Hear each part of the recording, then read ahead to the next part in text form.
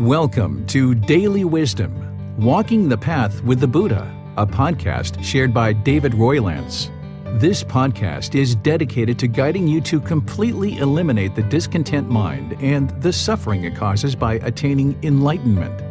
Learn and practice the teachings of Gotama Buddha that will guide you to fully attain a peaceful, calm, serene, and content mind with joy. To support this podcast, visit patreon.com/support Buddha or visit buddhadailywisdom.com, where you will discover a full range of courses, retreats, and online learning resources to assist you on the path to enlightenment. Now, here's our teacher to share more.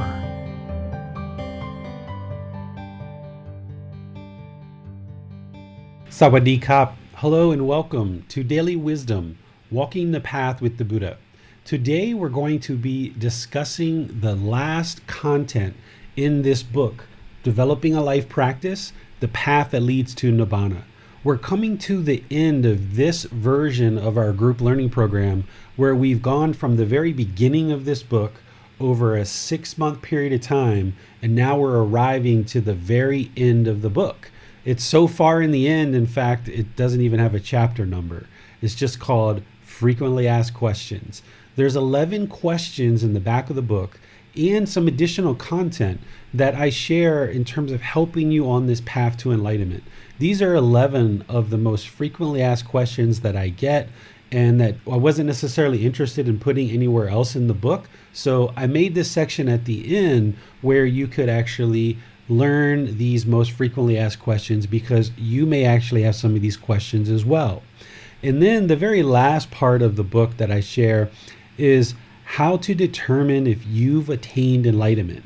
And it's all the way at the back of the book for a reason, because you would have needed to go all the way through the book, learning and practicing the teachings over many, many months and years in order to get to the point where you actually are perhaps looking at enlightenment. And there's people that can do that in a few years or a couple of years, or there's people that take multiple lives. And all of us have experienced multiple lives and perhaps have been practicing these teachings in the past, but there could be multiple years. It could be 3 years or 5 years or 10 years. Even the student who was closest to the Buddha during his lifetime, Ananda, the very closest student that studied right alongside the perfectly enlightened Buddha, he actually didn't attain enlightenment until after the Buddha died. And I feel the reason why is he was probably attached to the Buddha, because he's everywhere in the Pali Canon. He's always with the Buddha, right? So he probably had this craving, desire, attachment to the Buddha, and it wasn't until the Buddha died that he had to come face to face with that, and eventually he attained enlightenment. So you are going to be interested at some point, have you attained enlightenment yet or not? And you may have that question now. So we're going to go through that as part of our discussion today. When I did this talk 6 months ago, I didn't cover how to determine if you've attained enlightenment. I only covered the first 11 questions in the frequently asked questions section. So I thought what I would do is kind of spend a bit of time on the 11 questions, but not necessarily going into them as much depth as I did 6 months ago, and spend more time talking about how to determine if you've actually attained enlightenment, because that's something that we didn't cover 6 months ago. So as we go today, and we cover these 11 questions, there's a few that I'll probably just cover at a surface level, but if any of you have questions, I'm more than willing to go deeper and dive deeper, exploring and providing answers to these questions. So if I don't touch on the question quite deep enough, or if you have follow-up questions to any of these questions that I answer, just put your question into the comment section of either Facebook, YouTube, or Zoom. And then our moderator, Max, will see that and make sure your question gets asked during the class so that we can go deeper into any particular questions or topics that you would like to discuss. And then for those of you in Zoom, you can raise your hand electronically and Max can call on you as well if you'd like to ask any question or follow-up question directly. So thank you for joining. I appreciate that you're here. And let's go ahead and get started with the first question of the frequently asked questions section. The very first question which comes up frequently is, can I exercise the physical body and still attain enlightenment? And the simple answer to this is yes. But there's some other things that you should understand. When we're talking about enlightenment and training the mind to attain enlightenment, we are training the mind. We're not training the body. We're not training the physical body. That's not part of what we're doing in order to attain or experience this mental state of enlightenment. But maintaining the health and fitness of the physical body is important because it's the physical body that resides together with the mind. And if the physical body is not healthy, that means the life is going to be shorter and it's going to give you less time to actually train the mind and actually attain enlightenment. So while you can exercise, and that's helpful, and it maintains the health of the physical body to ensure you have longevity to attain enlightenment, and then once you attain it, enjoy it for the rest of your life. But you wouldn't have to exercise if you didn't want to. But it is certainly a wise thing to do as part of deciding to be a conscious individual where you're awakening with wisdom. Part of the wisdom is, take care of the physical body. The other thing to think about here in terms of whether you can exercise to attain enlightenment or not, the exercise itself isn't going to help you attain enlightenment necessarily, but it's helping to maintain the physical body. But what can actually happen is because craving, desire, attachment comes in many forms, there's this mental longing and a strong eagerness where you can be attached or craving or desiring many different things, many different situations, many different relationships. You can work the mind into a situation where there's craving, desire, attachment towards physical exercise.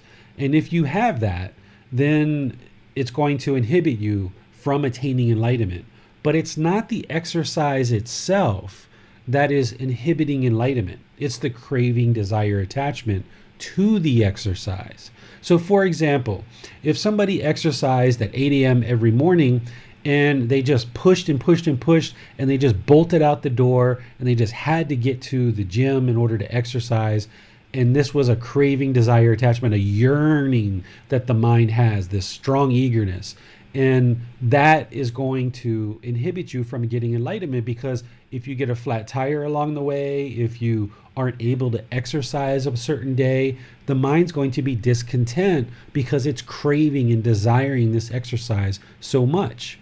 Additionally, if there's ego or arrogance in terms of your physical fitness plan, if you're in the gym pumping up iron and you just want to get bulky and show off and have arrogance and ego in order to look a certain way for people, and that's going to attract attention to you, this aspect of physical fitness and exercise is going to inhibit you. But it's not the exercise itself. It's the actual way that the mind relates to this exercise. So if you're looking down on others who don't exercise, if you think you're so wonderful because you do exercise and those who don't exercise are no good, you're judging others, these are all the aspects of the mind that are going to inhibit you, but not the actual exercise itself. So if you choose to exercise, it's just like everything else with the Buddhist teachings. You've got to find the middle, right? If you exercise excessively and too much, the physical body is going to actually break down. The joints and the muscles can't sustain that. But if you exercise too little and there isn't physical health in the physical body, your lifespan is going to be shorter. It's going to put more difficulties on the organs.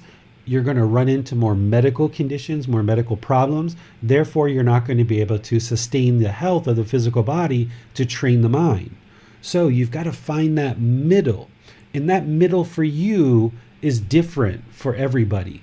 At one time in my life, I did exercise. I exercised a lot, but now not so much. I just kind of go out for walks and I go out and ride bikes with my son. I'm not actually in the gym pumping iron, but I ensure that I'm active and I'm getting some type of physical exercise, but not just pumping iron to grow muscles, but more so just to kind of maintain the health of the organs in the body and ensure there's some amount of activity in the physical body. So it's not the physical exercise itself that is the problem, because we can find the middle with that. It's all about how the mind relates to this exercise. Okay, so that's an important thing to think about and understand. The reason why this question tends to come up is because monks don't exercise. The ordained practitioners don't exercise, but they have specific reasons why they don't, right? They don't exercise because they typically only eat 1 or maybe 2 meals a day. Their calorie intake is very low. And that's because they don't want to burden the household practitioners to offer them 3 meals a day and, extensive amounts of high quality food in order for them to exercise. So out of loving kindness and compassion for household practitioners, they choose to do stretching, to do walking, just do kind of some light mobility type things rather than deep, heavy physical exercise. So oftentimes people moving into Buddhist teachings, they look at the monks and they think that everything that the monks should do or everything that the monks don't do is what you need to do. But you need to understand that they're two different lifestyles. The monks are eating 1 or 2 meals a day. They're 100% dependent on other people to provide them that subsistence. And out of loving kindness and compassion, that we don't offer so much food, which would cause a lot of work for us, they're choosing not to do heavy physical exercise, but just kind of light walks. And you'll oftentimes see monks walking here in Thailand. They'll be walking through the jungles or walking on the mountains or walking on the streets. So don't think that just because of what the monks do or what the monks don't do, that that's what you've got to do. You've got to understand the different lifestyle and understand this middle way that the Buddha taught. The second question that I get is about medication and medicine. People ask, is this an attachment? Well, we often have these kind of questions come up. Is having a cell phone an attachment? Is having a computer an attachment? Is having a daughter or a son or a life partner an attachment? All of these things can be attachments, or they might not be. It's all depending on how the mind relates to it. It's not about just a particular thing being an attachment or not. Somebody can actually be attached to water, right? If the mind has this mental longing and strong eagerness where you think that you've got to ingest, 5 liters of water a day, and if you don't get that, the mind becomes angered and frustrated and discontent. Well, the mind's having craving, desire, attachment to water, right? So everything and anything in our life can be an attachment if we allow the mind to wrap around it and have this mental longing and strong eagerness. So medicine by itself, you can't say whether it is an attachment or it isn't an attachment. But what's important with medication is that you ensure that you understand why you're taking the medication. For example, if you have a headache and you're going to take medication for your headache, sure, go ahead and take the medicine. We live in modern times. The Buddha didn't really have the modern medicine that we have now. They had other types of medicine. But if you have a headache and it's going to help you sleep, or it's going to help you work, or it's going to help you get along in your day, sure, go ahead and take it. But if you use the excuse of not having medication to allow you to become grumpy and angry to the people around you just because you have a headache, now you have attachment. Now you have craving, desire, attachment, because you're longing for that medicine and you're sitting there wishing and hoping and craving to have it, and you don't have it. Therefore, your mind becomes angry and discontent. So in that situation, that particular situation, it's an attachment. But if you just take the medicine and you notice, okay, it's helping me, now let me make some decisions and reflect on, why do I have the headache? Am I lacking sleep? Am I lacking proper food intake? Am I lacking water? What is it that caused this headache, so that I can get to the root cause? Because if there's one thing that a Buddhist practitioner should get really good at, is getting to the root cause of problems. Because the problem that all human beings have is a discontent mind. And what the Buddhist teachings do is they strip down what is the root cause. Well, we know the 3 unwholesome roots: craving, anger, ignorance. And we know the 10 fetters, and we get to the root cause and we root those out, and we practice the wholesome roots so that we can get to the source of the problem, so that this problem of a discontent mind no longer happens. Well, you should take that same methodology in all parts of your life. So when you get a headache, don't just blindly take the medicine and just kind of forget about it.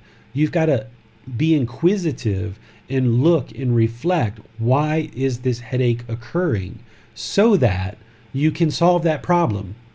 Here in Thailand in the summer times, we have to take in a lot more water, and we tend to eat a lot more fruit because that really helps us with the deep heat. And during the winter time, when it's a little bit cooler like this, I can kind of slack off occasionally of a little bit of water, or maybe not enough rice or fruit. And I can find myself getting a little bit of a headache every once in a while. And when I do, I look and I notice right away, I'm not eating rice, or I'm not eating fruit, I'm not drinking enough water. So yes, I still will take the medicine occasionally, but I also address the root cause, which is the fruit or the rice or the water. And that takes care of the problem. So if you're having constant headaches, for example, there's a problem there, and there's craving, desire, attachment in there that's creating these headaches, because the closer and closer you get to enlightenment, you won't experience headaches. And if you do, it's going to be very minimal things like food intake or lack of sleep, and you can remedy and fix it right away. Now, there are some medications we take for pain relief, right? Like say you get on a car accident and you need medication to relieve the pain to help you get over the healing of the body. Sure, go ahead and take it. But just be sure you don't get addicted to that medication, and that after this ailment is over, that you're continuing to take it just for heedlessness, because that's going to cause problems in your life. And then additionally, there's a lot of medications in the world now for things like depression, or what we call bipolar, for anxiety, for stress. These are all problems that can be remedied through the Buddhist teachings. If somebody is taking this medication lacking the wisdom and understanding that they can actually remedy their problems of sadness and stress and anxiety through learning and practicing these teachings to train the mind, then yeah, this medication is actually hurting their practice and inhibiting them, because it's taking them in a direction away from right view, and they think that the problem is chemically based, when in reality the true problem is that the mind is experiencing craving, desire, attachment, which leads to discontentedness. So rather than rely on some of these pharmaceuticals that are changing brain chemistry, what this person should do is, instead of having a craving, desire, attachment for that, is to get under training to learn right view and learn the rest of the Eightfold Path, so that you can eliminate the sadness, eliminate the anxiety, eliminate the stress that comes with craving, desire, attachment. So medication and medical procedures aren't necessarily an attachment. Now, when you look at other medical procedures, look at things like cosmetic surgery. Okay, if somebody's doing cosmetic surgery just for the sake of looking younger, right, then yes, this is craving, desire, attachment, because the mind isn't comfortable with impermanence. It's not comfortable with aging, and therefore somebody's trying to use medical procedures in order to circumvent this impermanence. And the mind has this longing and strong eagerness for this medical procedure in order to change something about the physical body, because the mind is identifying this physical body as the self. And now there's people who will go to the ends of the earth, one procedure after another. And if you look at some of these situations of people that have ended up doing this, you will see they're still being affected by impermanence. And these medical procedures, oftentimes they look good for 5 years or so, or 10 years, but then eventually it really turns out kind of bad for people. We saw this with breast implants when the silicone started leaking. We see this with Botox and surgery on the lips and facelifts and things like this, that people can almost start looking freakish to a certain degree if they keep going back doing this over and over. And this is the karma. This is the results of having that craving, desire, attachment for youth. And instead of just being comfortable with sickness, aging, and death, the mind is just constantly craving that youthfulness.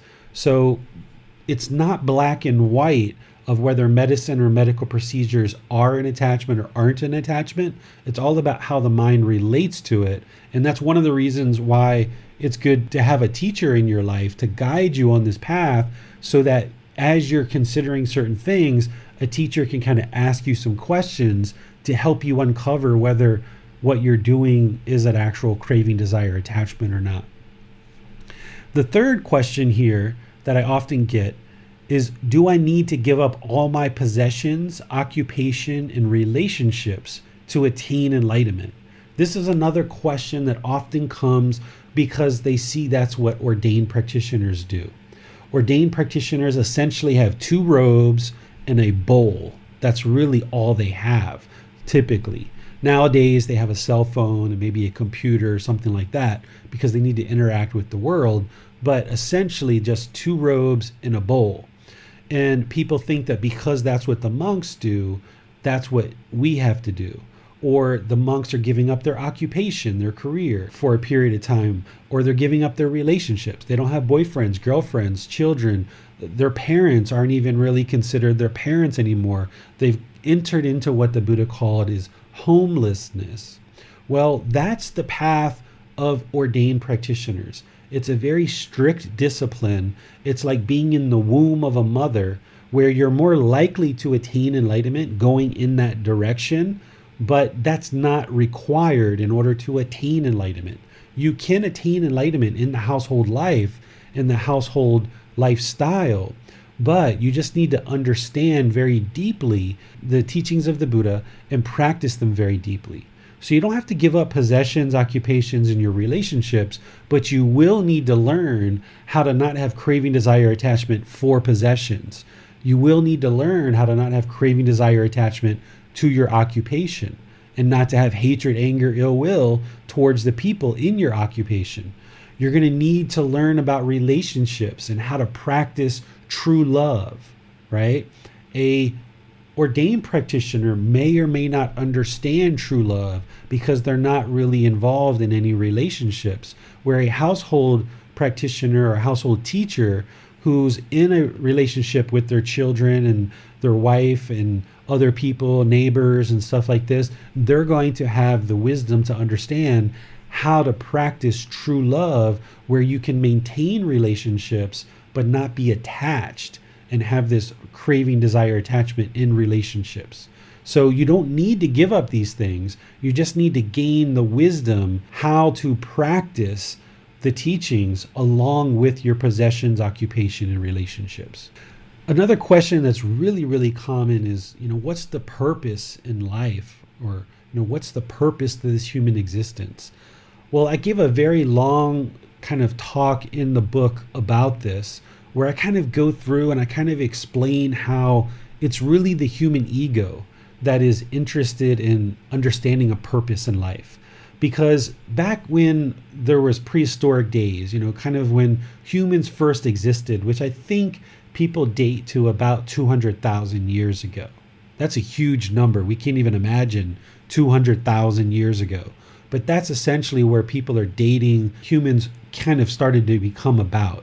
Well, during that time, those human beings weren't trying to figure out what their purpose in life was, because all they were interested in is sustaining their life. They were just like the gorillas, the apes, the elephants, the giraffes, everything else that existed during that time. They were just trying to sustain their life and figure out how to eat, how to get shelter, how to provide some kind of life for sustaining their life, right? That's all they were interested in. They were trying to figure out how to rub sticks together and make fire.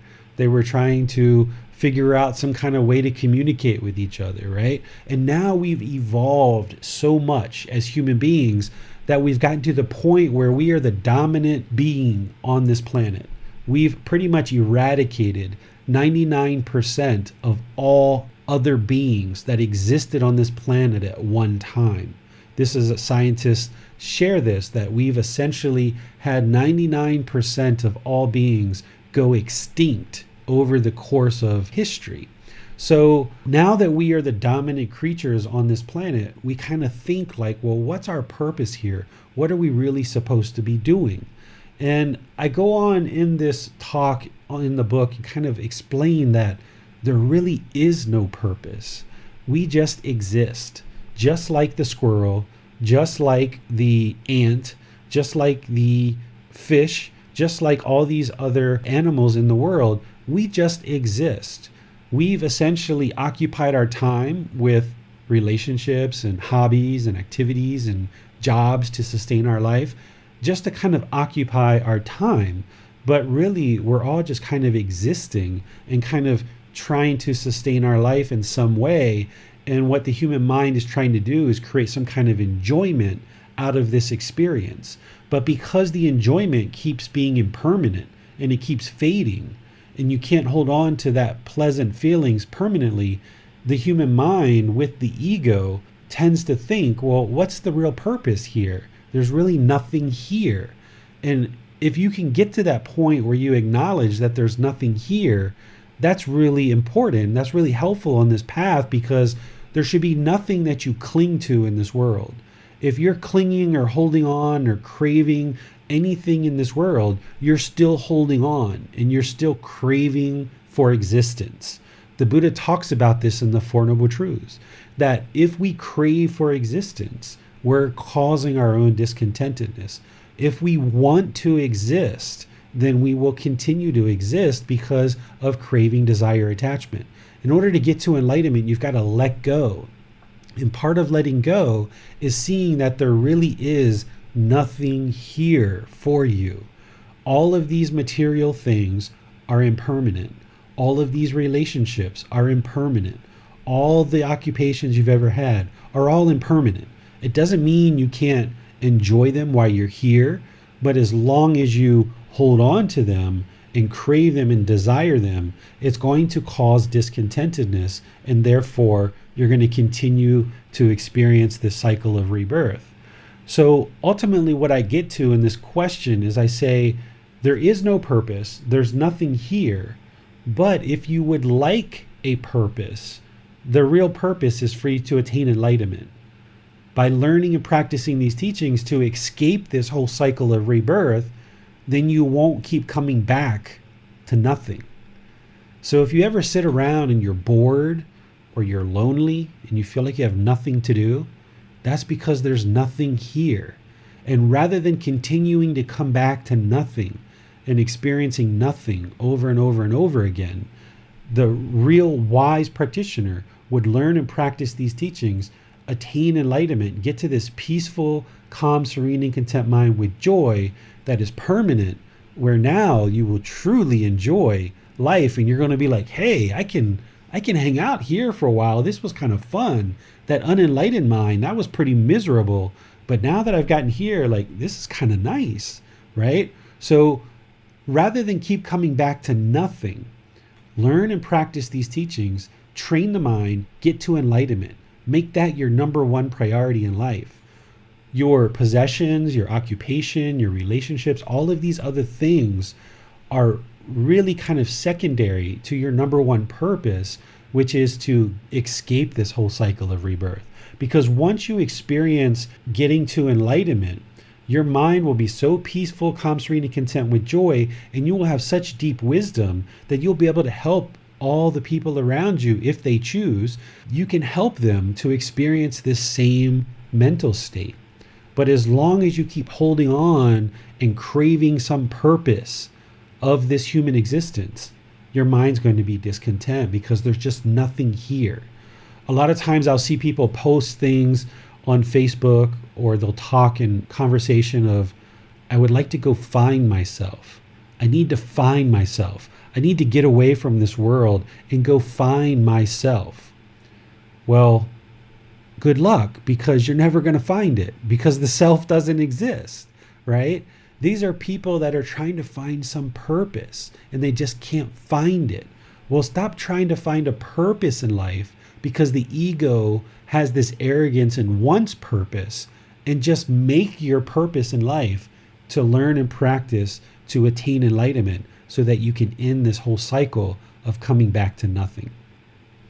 And then the last one here before I open up for questions is, I get this question a lot, is what significance can I apply to dreams? Well, dreams are something that happens while we're sleeping. We're talking about dreams when you're sleeping. And those dreams can be very pleasant and very enjoyable, or they can be very horrific and very horrible. And when you wake up from your sleep, you can be left with the memories of the dream. And sometimes this can make your day very disgruntled, very challenging. If it was a very difficult, hard dream or very scary dream, it might create some discontentedness in the mind where you're sad or angry or frustrated throughout your day because of this dream. Or you can have a dream that's very pleasant and very enjoyable. And when you wake up, it feels very pleasant and it can put you in a very happy, excited mood. Well, both of those situations are discontentedness.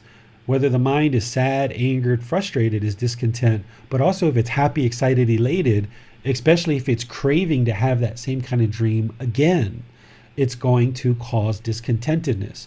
What a wise practitioner would do is, if you awake from a sleep and you start recalling a dream, do just like you do with everything else. Let it go. Don't even think about it. Don't try to figure it out. Don't try to put some significance to it. Don't try to crave with the mind, what's the meaning there? What am I supposed to be doing? Is my dead relatives trying to communicate with me? Am I headed for some great opportunity in the next couple of weeks? Oftentimes people try to go to dream interpreters because they're craving a meaning to their dream. Well, this path is all about true reality, keeping the mind in the present moment.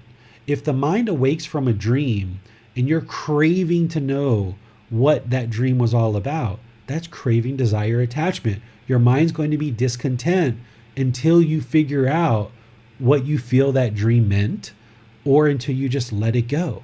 So just let it go. There's times where I've woken up and there's been horrific dreams. And as soon as I recall it and I start seeing the memories come up, you just let it go. And if you've been training the mind through breathing mindfulness meditation to let things go and focus on the breath, this should be easier and easier and easier. Recognize that the dream is not reality. Whether it was pleasant or it was painful, it's not reality. So just let it go. Don't try to figure it out. Also, this practice is all about keeping the mind in the present moment. A dream, once you awake, is in the past. So don't allow the mind to go to the past and try to figure out all about this dream. Maintain the mind in the present moment. If you awake and your goal is to take a shower, go talk to your life partner, your children, go have breakfast, get ready for work or whatever it is, focus on that. Just let go of this dream. The mind will produce all kinds of different stimulus during sleep, during meditation, in your daily life. The mind is a wild animal until you train it otherwise. So if you have dreams and you remember them, just let them go. As you get closer and closer to enlightenment, don't be surprised if you don't have dreams. You might have dreams for a period of time in your life, and then they might completely vanish. This is not uncommon for people to experience no dreams for extended periods of time. So don't be surprised if that happens to you and you stop dreaming. People aren't required to dream. I've seen some people say that in order to get a good night's sleep, dreams are required. That's not a requirement. That's permanence, right? That's the mind craving permanence. How could the mind permanently have dreams every single day, every single night?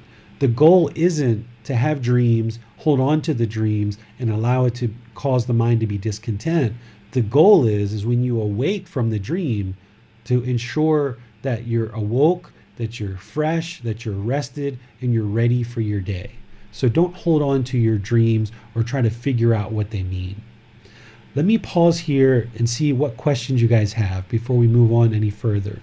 Hi, David. So I have a question about point number 1 and exercise. Now, there are many different grades to exercise, and anything beyond a light stroll or gentle cardio can at times be really hard work, and some kinds of fitness can be incredibly difficult. So I'm wondering if any of these kinds of exercises are any good for us, really. They're ostensibly good for us, but are they really? And can they have a place in our life practice? I think exercise is very, very helpful. Exercise can be really great. It can be a good application of right effort, right? Because right effort is all about eliminating unwholesome qualities, arising wholesome qualities. So if your mind is stressed or you're having anger or hatred, you get into the gym and you start exerting some physical exercise, that's a great application of right effort to move the mind beyond that hate and get into a more calm state of mind. So exercise, yes, it serves the purpose of helping the physical body to maintain its health and longevity, but it can also affect the mind in a positive way if we use it appropriately. And that's why you can't ever say that exercise is all bad or exercise is all good. It's all about how the mind relates to it and how the mind uses it. There's a big, huge gray area here. And the more that you understand the teachings and what your actual goal is, then you can figure out how to apply physical exercise, if you choose, in your life practice to help you with the physical health. And it can also help you with your mental health as well. Okay, thank you, David. We have a similar question from Will. He asks, would overexertion in fitness become discontentedness? If you allow it to, right? Again, it's not a black and white thing. It's all about how the mind relates to it. So let's just say one person, Max, is pumping iron, and he pulls a muscle. And he realizes he pulls a muscle, but he realizes that's an injury. He went a little bit too far, but it's going to heal. And he gets ice or he gets heat or however he decides to remedy it. And over time, he allows it to heal. But his mind is never discontent during that time frame. He just feels the pain. It's just physical pain. But he doesn't get angry. He doesn't get hostile. He doesn't get grumpy. It's just physical pain. So overexertion for Max, he recognizes the impermanent nature of it and he just takes care of it. But let's just say for me, let's say I'm in the gym pumping out and I get hurt and right away I get angry and frustrated and start cussing at the gym attendant that their equipment wasn't maintained well, or maybe the person spotting me, I start blaming him that it's his fault or her fault, right? This is not right view. This is blaming everyone else for what I chose to do, which is overexert myself. So in that situation, yeah, it's an attachment and it's causing me discontent. Not the overexertion itself. That's not the problem. It's how the mind relates to it. Because in the example with Max, he acknowledged it, it happened, he took responsibility for it, he knows that it's impermanent, and he just made wise decisions to heal the body and get better, but never became discontent. But in my situation, I chose to blame everyone else, and I got hot-headed, and maybe I even tripped and hurt myself some more because I was hot-headed and going through the gym, bad-mouthing people, right? So it's not about just one particular event or one particular situation that is or isn't a craving, desire, attachment that causes discontentedness. It's all about how the mind relates to it. We have a question from Kunal. What if I'm planning for a bodybuilding competition? Often it happens that bodybuilding is a kind of egotistic sport. Practicing Buddhism will both have a conflict. There's no conflict in terms of if somebody would be interested to be a Buddhist practitioner and be a bodybuilder. There's no conflict there. The challenge for someone who's a bodybuilder is there's a lot of emphasis on ego and arrogance, like and there's also oftentimes a lot of emphasis on the self, the physical body. But it is possible for someone to learn and practice these teachings and be a bodybuilder. It's possible, I'm pretty sure. But that person who would choose to do that and are moving on their way to enlightenment would need to eradicate the ego and get rid of that, even though maybe everyone else around them have ego and arrogance. If you get rid of that, and you have to eliminate this self and thinking that this physical body is the self. So a Buddhist practitioner can do anything you want. You can be a business person, you can be a bodybuilder, you can be a taxi driver, you can be a monk, you can be a teacher, you can be a maid, a server, a garbage collector, the president of some country, the king of some country. There's no limitations in terms of what you can and can't do in order to progress on this path and attain enlightenment. It's all about how the mind is trained as it's doing what it's doing. So there can be a bodybuilder who has a lot of arrogance, ego, and a lot of self, thinking that this body is the self. But there can be another bodybuilder who has no arrogance and no ego and doesn't look at the body as the self and is just really interested in physical health and physical well-being. And that's the career path that they've chosen, and they find joy in going in that direction. And then maybe someday they end up being a teacher or a physical trainer or some kind of person that's helping other people to learn how to maintain their physical health. So it's not the occupation or the activity or hobby itself. It's all about the mind and how it gets trained and how it looks at these activities and hobbies. As a follow-up, David, how would this apply if they were doing it purely as a hobby rather than a occupation or a livelihood? And more generally, can enlightened beings have hobbies? Do they need hobbies? Sure. I mean, if an enlightened being would like to pursue certain hobbies, like maybe they like gardening, or maybe they like volunteer work, or maybe they like other activities, but a enlightened being is going to choose activities that are more conducive to enlightenment. So for example, you wouldn't see any enlightened beings fishing or hunting, right? Because that's going to involve killing animals and harming animals by fishing and hooking them in the mouth.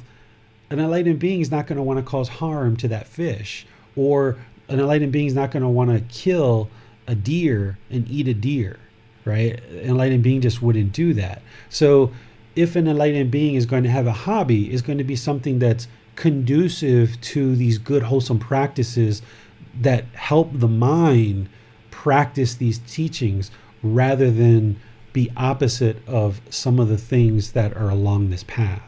Okay, thank you, David. I have a question about number 2. Is medicine for the body an attachment? How would this apply in the case of chemically addictive medicines? In particular, things like morphine, which are sometimes given even without permission from the patient. Or maybe even caffeine. We were talking about caffeine before class today. Could caffeine be considered a kind of medicine in very limited certain circumstances, even though it does have a slight addictive quality to it? Yeah, this is where you've always got to have awareness of mind, and you've got to always apply wisdom, right? All of these teachings of the Buddha kind of balance on discernment, which is wise decision making, right? So I can give you examples of where medication, and you just mentioned some of them, where you become chemically dependent on the medication. I can give you examples where, yeah, in this particular situation, those are attachments because of the way the person's mind is using the medications. But then I can give you other examples where it's not an attachment.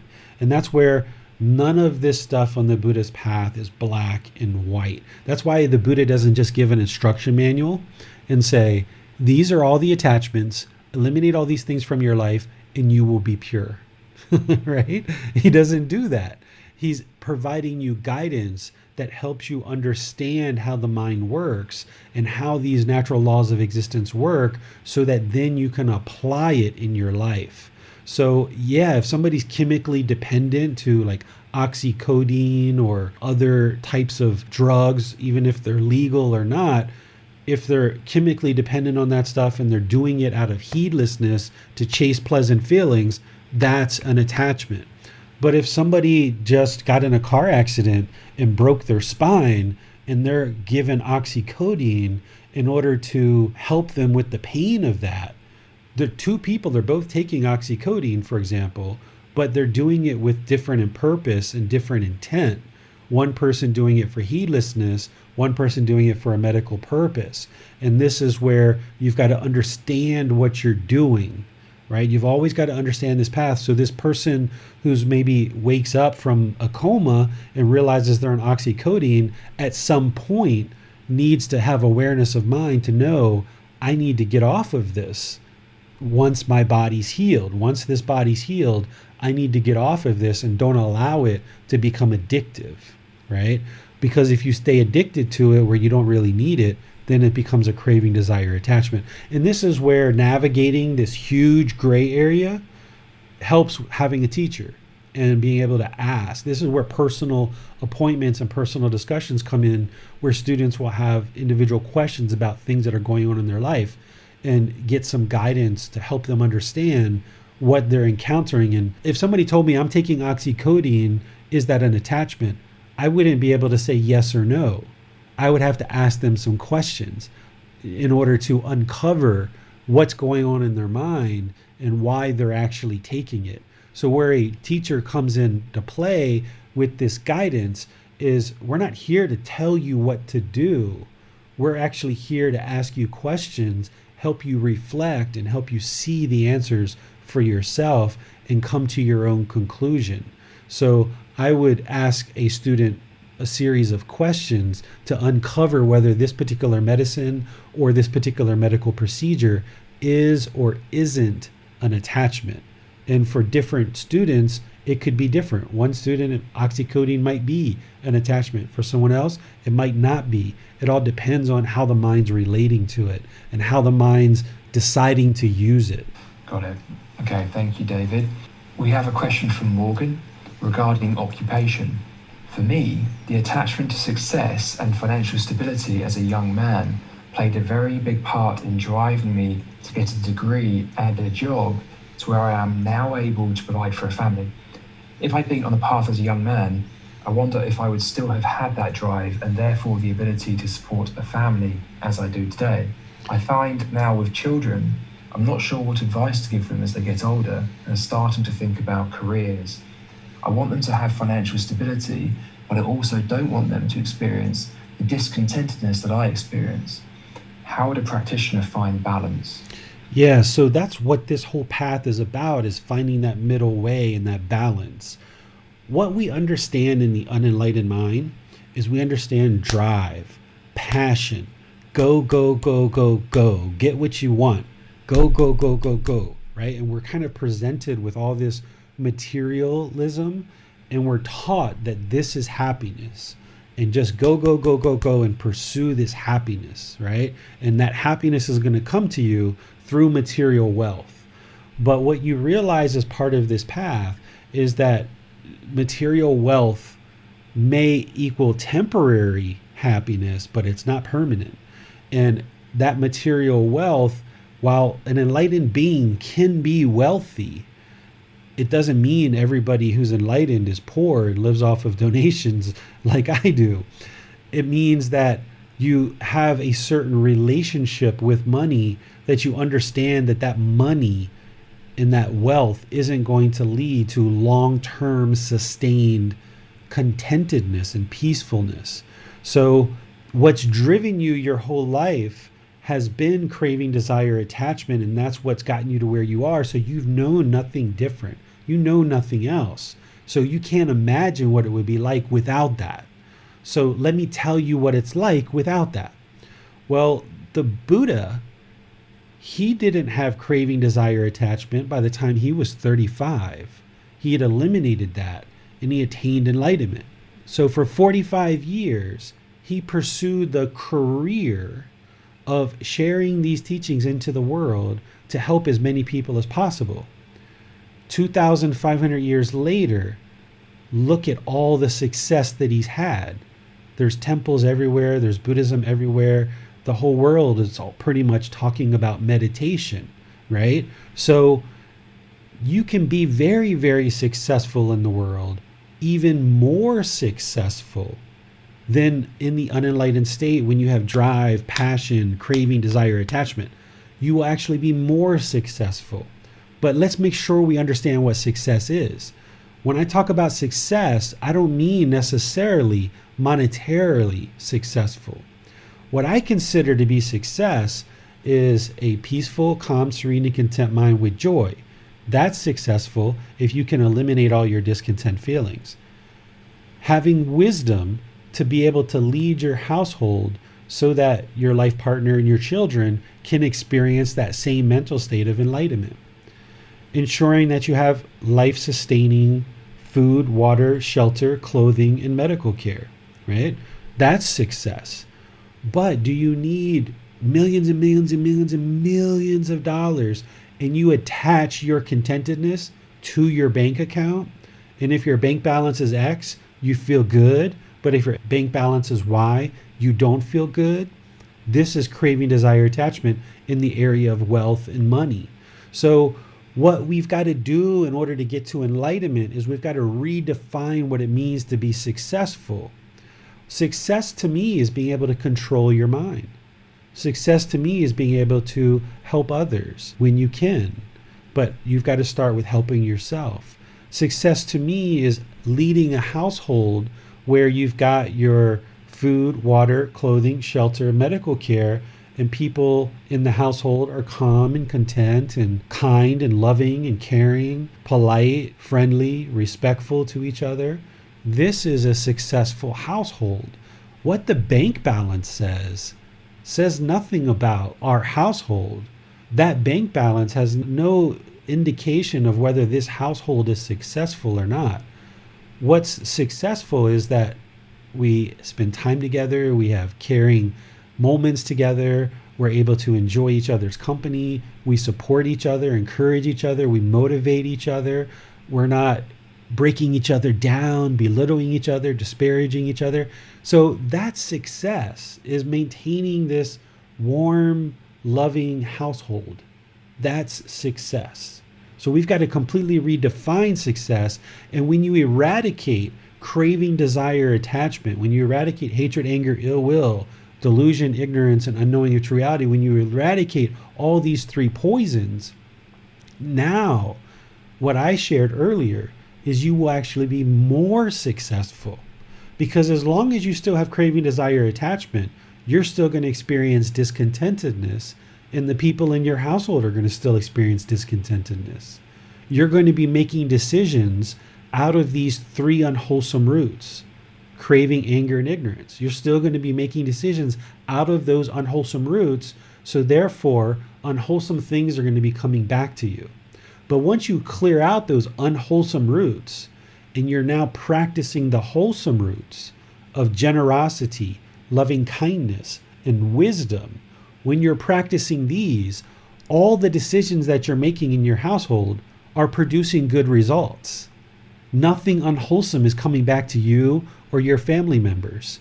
Everything that you're doing in the world, all the decisions you're making in your occupation, in your personal lives, everybody's getting along. There's this loving, kind, gentle, warm household because you guys are now making decisions out of the three wholesome roots instead of the three unwholesome roots. So if you redefine success, that it's this warm, gentle, loving household where we all live together, encouraging, supporting, and motivating each other, and you see how practicing generosity, loving kindness, and wisdom can help you attain that, you will actually be more successful in all parts of your life, having eliminated the three unwholesome roots. So you don't have to have this go, go, go, go, go, go, go in order to be successful. In fact, that's hurting you because you're making decisions every day with that go, go, go, go, go, that passion, that maybe 80% of your decisions are going well, but then 20% is causing you problems. And you have to go back and you have to redo it and you have to start again, or you're having problems, or the household's having problems. If you're making decisions out of all the wholesome roots, and the other members of the family are as well, then all the decisions that you're making are producing good benefits in your household. And you guys individually and as a group are going to be much more successful in the world, right? I started a business when I was in America in 2003. And by the time 2015 rolled around, was making a lot of money and I was helping a lot of people. But it took me 12 years to get to that point. Taking the money off the table, but just looking at the number of people that I was able to help, quite a few thousand, right? But now, having eliminated all of these unwholesome roots and practicing the wholesome roots, in the last 1 year of sharing these teachings, I've helped tens of thousands, hundreds of thousands of people in just 1 year. So you can actually be much more successful in whatever it is that you choose to do, either as a business person, as a stay-at-home dad, as a entrepreneur, whatever you would like to get into, politician or whatever. You'll be much more successful having eliminated these 3 unwholesome roots and practicing the 3 wholesome roots. We have a follow-up from Rhonda. So is it that all of our decisions and actions boil down to our intention? It is not all good, not all bad. It is the intention and further the balance in that intention with a side of lack of ego and attachment. All of our decisions in the unenlightened state come out of these 3 unwholesome roots, or 3 poisons, or 3 fires: craving, anger, and ignorance. Our mind either really wants something really bad and we're seeking external satisfaction and we want to hold on to it permanently and we're go, and we make mistakes. Or we have anger, where we're pushing people away, we're kind of fearful. When someone disagrees with us, we get hostile and angry and we push people away. Or it's out of this ignorance or unknowing of true reality, where the mind doesn't understand what it doesn't understand. It doesn't understand these good, wholesome teachings and how to make very wise decisions that would lead to good, wholesome results. And because the mind is making decisions through these 3 unwholesome roots in the unenlightened state, we end up having unwholesome results. Now, not all of our decisions are tainted with these 3 unwholesome roots, but a certain portion of our decisions are. And that's why we're dealing with certain unwholesome results in our life. And they just keep coming back and coming back and coming back.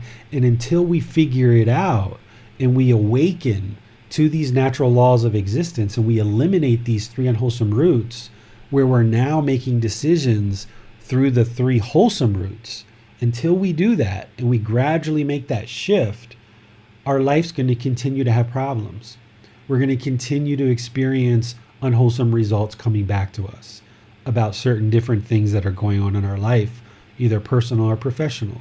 But the more you learn these teachings and you start transitioning the mind and training the mind to make more and more decisions through these 3 wholesome roots, now you're going to have better and better results. You heard Max talk about this, about how his life is more smooth now, having practiced these teachings for 2 years very closely. He notices things are just very smooth, where things before were a lot more difficult, a lot more challenging. You know, it feels like you're almost like walking through mud sometimes when you're trying to make some of these decisions, or you're mired in certain situations that just feel so burdensome. But once you learn these teachings and you transition to these 3 wholesome roots, now the decisions come so seamlessly and so fluid. It's just so obvious. Where before, because you had unknowing of true reality, you had ignorance, you didn't know how to quite make the decisions. You thought you were making good decisions because of the ego and arrogance, but they tended to kind of turn out bad in certain situations. But that's because you were unknowing of what you didn't know. You didn't know what you didn't know. So the more you understand these teachings and you see the truth and you know what you know, and you've got the wisdom, you start making wise decisions. The decisions are just so easy and seamless and so obvious for you, that in the past where you really struggled and you weren't sure and you just sometimes guessed at it and just looked to see what happened when it came back, whatever the result was, either potentially wholesome or unwholesome, as you transition to this more enlightened mind, you will know before you ever make the decision, this is going to have good results. but it takes time to transition in that direction. We have a question from Manal. Related to eliminating personal possessions and ego, certain monks go in the community for alms. Is there any practice a householder can have in order to be aware of this level of humility? You mean kind of start to practice that same level of humility? I think I understand your question, Manal, but I'm not quite sure. So I'm going to say a couple things, and if you could kind of clarify it a bit with Max, and then when I pause, I'll get more clarity from you. The monks were put on the bottom of society by Gotama Buddha. What's happened since Gotama Buddha's lifetime, particularly here in Thai society and throughout the world, is people have put the monks on the top of society. In fact, a lot of ordained practitioners feel like they're higher than the king of Thailand, right? Well, first of all, we shouldn't be comparing and measuring people of who's above and who's below anyone. We should all just be equal. There shouldn't be who's above and who's below. But what the Buddha did is he was a prince and he gave up his royal throne. He was about to become the king. He gave that up and went into homelessness, where he just wore rags as a way of creating humbleness in his life, where he didn't have this ego and arrogance thinking he was so great being a monarch. So he kind of instituted that as a practice amongst his closest disciples, that they also entered into homelessness and wore rags. There's actually a story where someone gave the Buddha a very rich, very wealthy fabric to make a robe with. And he accepted the offering because he needed to accept it. And then he turned to one of his monks and he said, go rip that up and sew it back together, because he didn't want to wear this very rich, wealthy fabric and look so wonderful, right? So the humility that the monks are practicing is part of their practice to empty the ego. And that's one of the reasons, just one of the reasons, why they go into the communities in order to accept food. They're not begging, because begging would be with a longing and eagerness, but they're walking and allowing people to offer them food if someone would like to offer them food as a free will choice.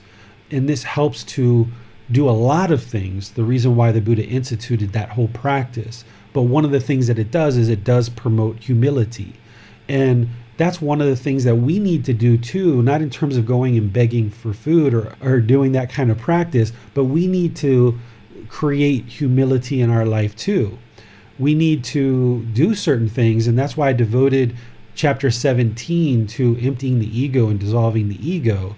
One of the things that I did is my wife has a massage shop in the city. Well, she used to before COVID. And when it was really active, I would go there and wash the feet of the customers. And I would get down on my knees and I would pull up my pants and I would wash their feet. And this created a lot of humility to be down on the floor. I mean, here I am, somebody that used to own a massage business in America. I had 2 different locations with a school, and we were making close to $1 million a year. And I was doing really, really well for myself. To go from that all the way to washing the feet of people going into my wife's shop, that I could feel arrogance and ego coming out of me when I did that. Or there's other practices that I did too to kind of ensure that there wasn't arrogance and ego there and that I emptied it out. But everybody's got to find those things for themselves about how to do that. And one of the things to really help with humility and emptying out the ego is having a teacher. There's lots of people out there that are off trying to become enlightened on their own, and they think that that's how to get enlightenment. Just accepting a teacher and seeking guidance from a teacher is an act of admitting to yourself that I don't know everything and I need help and I need guidance. And that can be really beneficial for the mind. And this is one of the reasons why I encourage people to have discussions with a teacher, because it helps you with your ego. But there's a lot of practices that you can do to promote humbleness in the mind. We have a question from Canon about relationships. How to deal with a failing relationship.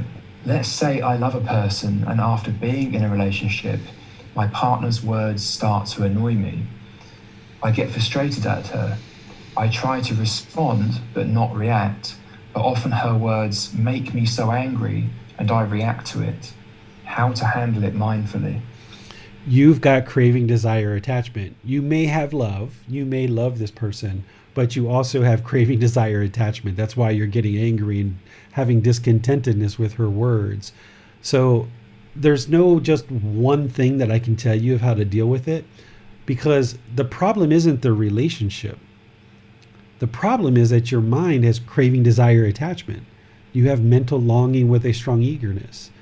The problem is your mind. So the solution is to train the mind on this path to get closer and closer to enlightenment. This practice from the Buddha isn't about, I'm having this problem with my girlfriend, how do I solve it? Right? And giving you an answer of how to solve it. This is kind of what I think Brahmin priests do, or Hindu teachers might do, some of them.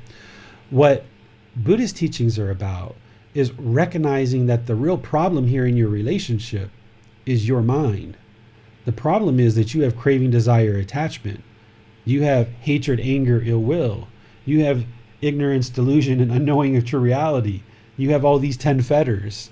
And these things are what's causing your mind to be discontent. Because whether it's this particular partner that is your ex now, or some other partner, you're still going to get angry. You're still going to be discontent. It's not the partner. There's not just one decision that you can make, or even a series of 5 or 10 decisions that you can make that's going to instantly solve the problems between you and your partner or ex-partner. Because the problems are in your mind. The problems is the craving, desire, attachment that's causing the discontentness. So what you're doing right now, learning and practicing these teachings, training the mind through meditation, that's what's going to not only solve this problem with your partner, but it's going to solve the problem with your business partner, your children, your parents, your brothers and your sisters, your neighbors. All the discontentedness that you're experiencing in your life is coming from the same problems. So there's not just a series of decisions that you can make with this one partner that's going to solve all of the problems in your relationship, because the problems aren't there. The problems are in your mind, that you want things to be a certain way. And when she says things that you don't like or that you disagree with, you allow your mind to become discontent. I can't give you, 5 or 10 decisions that's going to instantly solve this problem between you and your ex-partner, because the problem is your mind. So learning and practicing the Buddhist teachings along this path in a comprehensive way to train your mind, that will solve not only the problems with your girlfriend or ex-girlfriend, but all your problems, because all your problems are coming from the same problem, which is craving, anger, and ignorance, the 3 unwholesome roots. It all comes back to this. We have a short follow-up from Canon. He just says that if I leave her, don't respond to her, she will be hurt. She'll be left out. Okay, so you've got to understand, why is her mind hurt and feeling left out? Is it because you left her, or is it because she has craving, desire, attachment to keep you? Is she causing her own discontentedness, or are you causing it? You leaving isn't causing her discontentedness, because that's just impermanence. You can't be with her permanently. Even if you guys were together for the rest of this life, one of you are going to die first. What the problem is that her mind has craving, desire, attachment, that she wants to keep you permanently. She's causing her own discontent mind. So her mind is discontent because she's got craving, desire, attachment. You don't want to leave her because you've got craving, desire, attachment, and you feel like if you do leave her, it's going to hurt her, and you're the one causing the discontentedness. But you're not causing that discontentedness. She's causing it herself. As long as you guys stay stuck in this craving, desire, attachment, she's going to be discontent and you're going to be discontent. Because even though you're together, you're still not peaceful with each other. You're still having problems with each other. I don't even know you or your relationship. I know you, but I don't know your relationship. But I know you guys have discontentedness. You probably argue, right? You probably get upset with each other and frustrated. How do I know this? Because you've got craving, desire, attachment. If there's craving, desire, attachment in the relationship, you're going to have discontentedness. So the best thing you guys can actually do is eliminate this craving, desire, attachment. If you're going to stay in the relationship together, you're going to have to both be on this path, and you're going to both have to be training your mind to eliminate this craving, desire, attachment. Otherwise, you're going to keep having discontentedness over and over and over again. Or the other option is you guys are going to need to split. And by doing that, that will ultimately eliminate the craving, desire, attachment at some point, hopefully. But yeah, she's going to cause herself discontentedness because her mind isn't comfortable with the impermanence of you leaving. And you're not comfortable seeing her be discontent, and that's what's got you stuck, and you don't want to leave. But you leaving isn't what's causing her discontentedness. She's causing it herself because of her craving, desire, attachment. Thank you, David. We have no more questions at this time. Okay, great questions. You guys really have some wonderful questions. Let's go through these next few before we get to the other topic, which is how to determine if you're enlightened. The 6th question in the book is, can I be a Buddhist without believing in rebirth? A couple things to share here. The interest to be Buddhist, this Buddhism or this Buddhist is just a label. By us getting rid of these labels, Buddhist, Hindu, Christian, Muslim, black, white, Mexican, Asian, male, woman, transgender, gay, straight, whatever, Democrat, Republic, whatever all the political things are out there, all these labels are just getting in the way because they're categorizing us, and then we're deciding what team we're on, and then we kind of fight over that, right? I don't, but other people do, right? They fight over this. So first of all, we got to get rid of this whole thing of I'm a Buddhist, you're a Christian, and now we're supposed to disagree and somehow we're different. No, at the end of the day, we're all human. We're all the same, okay? So that's the first part of this question. The second part of this question is we've got to get rid of belief. We got to stop believing everything. Stop believing things and looking for the truth, right? There's nothing on this path that we should ever believe. Don't ever believe anything. Learn and look at the truth. The Buddha used to say, come see, investigate, look at the teachings, apply them in life, and see the truth for yourself. So there's nothing on this path that we should believe, including rebirth. Don't ever believe rebirth, okay? Look for the truth for yourself. There's enough truth out there. If you did research, you could see it for yourself. And if you're interested in this question, talk with me privately and I'll help you so you can see the truth on this a little bit closer. But just know that as you awaken the mind, you may observe past lives, or you may have already observed past lives before even getting to enlightenment. You may have already been in that situation. So you already know that rebirth is true. But if you don't have any insight into rebirth right now whatsoever, what I suggest you do is you set that whole question to the side. Is just set rebirth to the side. Because what happened in the past with past lives, it's in the past. It doesn't matter. What may or may not happen in the future, it's in the future. It doesn't matter. What matters is that you're human right now, and you've got a discontent mind. By learning and practicing these teachings, you will get closer and closer to enlightenment. This whole rebirth question and understanding rebirth, it isn't dependent on your enlightenment. You can actually train the mind and eliminate the discontentedness in the mind and leave this whole rebirth question to the side. Because what happened in the past doesn't matter. What may or may not happen in the future doesn't matter. What matters is that you're human now. It's time to learn and practice and train the mind to attain enlightenment. Don't believe rebirth, but just set it to the side until you have more evidence and until it becomes a time where you might be interested in tackling that whole question. Okay? This next question is, what is reincarnation and rebirth? Are they the same thing? The answer is no, they're not the same thing. A big misunderstanding is people think that Gotama Buddha taught reincarnation. He didn't teach reincarnation. He taught rebirth. Rebirth is the truth. This is the natural laws of existence, the cycle of rebirth. We'll talk about that in a moment. What reincarnation is reincarnation is the belief that there's a soul, and this soul moves from existence to existence. And when you die, that soul moves to another existence, and you're essentially the same person, but just in a different form.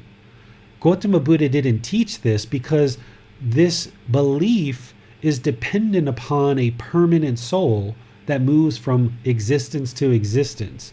The Buddha didn't teach that there is or isn't a soul. He didn't teach that. He didn't teach that there's anything permanent in the physical body.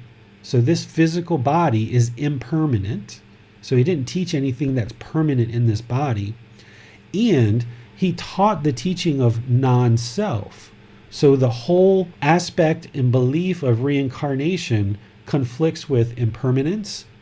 It conflicts with his undeclared teachings that he didn't declare whether a soul exists or doesn't exist. And it also conflicts with the teaching on non-self. So the Buddha never taught reincarnation. What rebirth is rebirth is this 5 realms of existence: heavenly realm, human realm, animal realm, afflicted spirits realm, and hell realm. These are the 5 realms that exist. And each life that we've had in the past or will have in the future is a new existence in a new realm. If we're reborn, we're going to have new existence in a new realm, but that's a completely new life. The only thing that moves from existence to existence is craving. Craving moves from one existence to the other, and residual memories. So you can think of one existence as a cardboard box and another existence as a cardboard box. When this one dies, at whatever point there's a new existence, craving and residual memories go into this new cardboard box, but it's a completely brand new cardboard box. It's a new form if you're in the human realm, in a new consciousness, but it has some residual memories and craving from previous lives. That's what the Buddha taught as the cycle of rebirth. We can get into that in a lot more detail if anybody's interested. We can go on and on and on with that for a really long period of time. And in the Pali Canon in English program, the biggest book that we have to study is all about the realms of existence. So we're going to be studying that on Saturdays. This is book 11. So it's going to be probably a good 5 to 6 months before we get to that one. But you can set that whole thing aside. What does it mean to take refuge in the Buddha, the Dhamma, and the Sangha? And is there a ceremony to do this? During the lifetime of the Buddha, he talked about taking refuge in the Buddha, the Dhamma, the Sangha. He talked about having confidence in him as a teacher, that he is the fully perfectly enlightened one. Because if you didn't think that he was actually enlightened, why would you ever study his teachings if you didn't think they actually led to something good? If you have access to his teachings, then you can progress on this path to enlightenment, and you need to have confidence in his teachings. And you need to have access and be part of the Sangha, or the community. So the Buddha is the individual, the Dhamma are the teachings, the Sangha is the community. And if you have confidence in all 3 of these, confidence in the Buddha, access to his teachings, and you're a member of the Sangha, or the community of Buddhist practitioners, now you can learn and practice the teachings to attain enlightenment. What refuge is protection of the mind, where once you learn and practice these teachings and you get closer and closer to enlightenment, once you attain enlightenment, the mind is unshakable. Because discontentedness is completely eliminated, the mind never experiences sadness, anger, frustration, irritation, annoyance, guilt, shame, fear, loneliness, boredom, shyness, resentment, jealousy, all of these discontent feelings in others are eliminated from the mind. So the mind has now taken refuge or protection because of learning and training in the teachings. The mind now resides protected. It has taken refuge in the Buddha, the Dhamma, the Sangha. That's what it means to take refuge, okay? Is that you have this confidence in the Buddha, you have access to his teachings, and you are a participant and member of the community to learn and practice these teachings, train the mind, and get to this enlightened mental state where the mind's protected, it's unshakable, no longer experiencing discontentedness.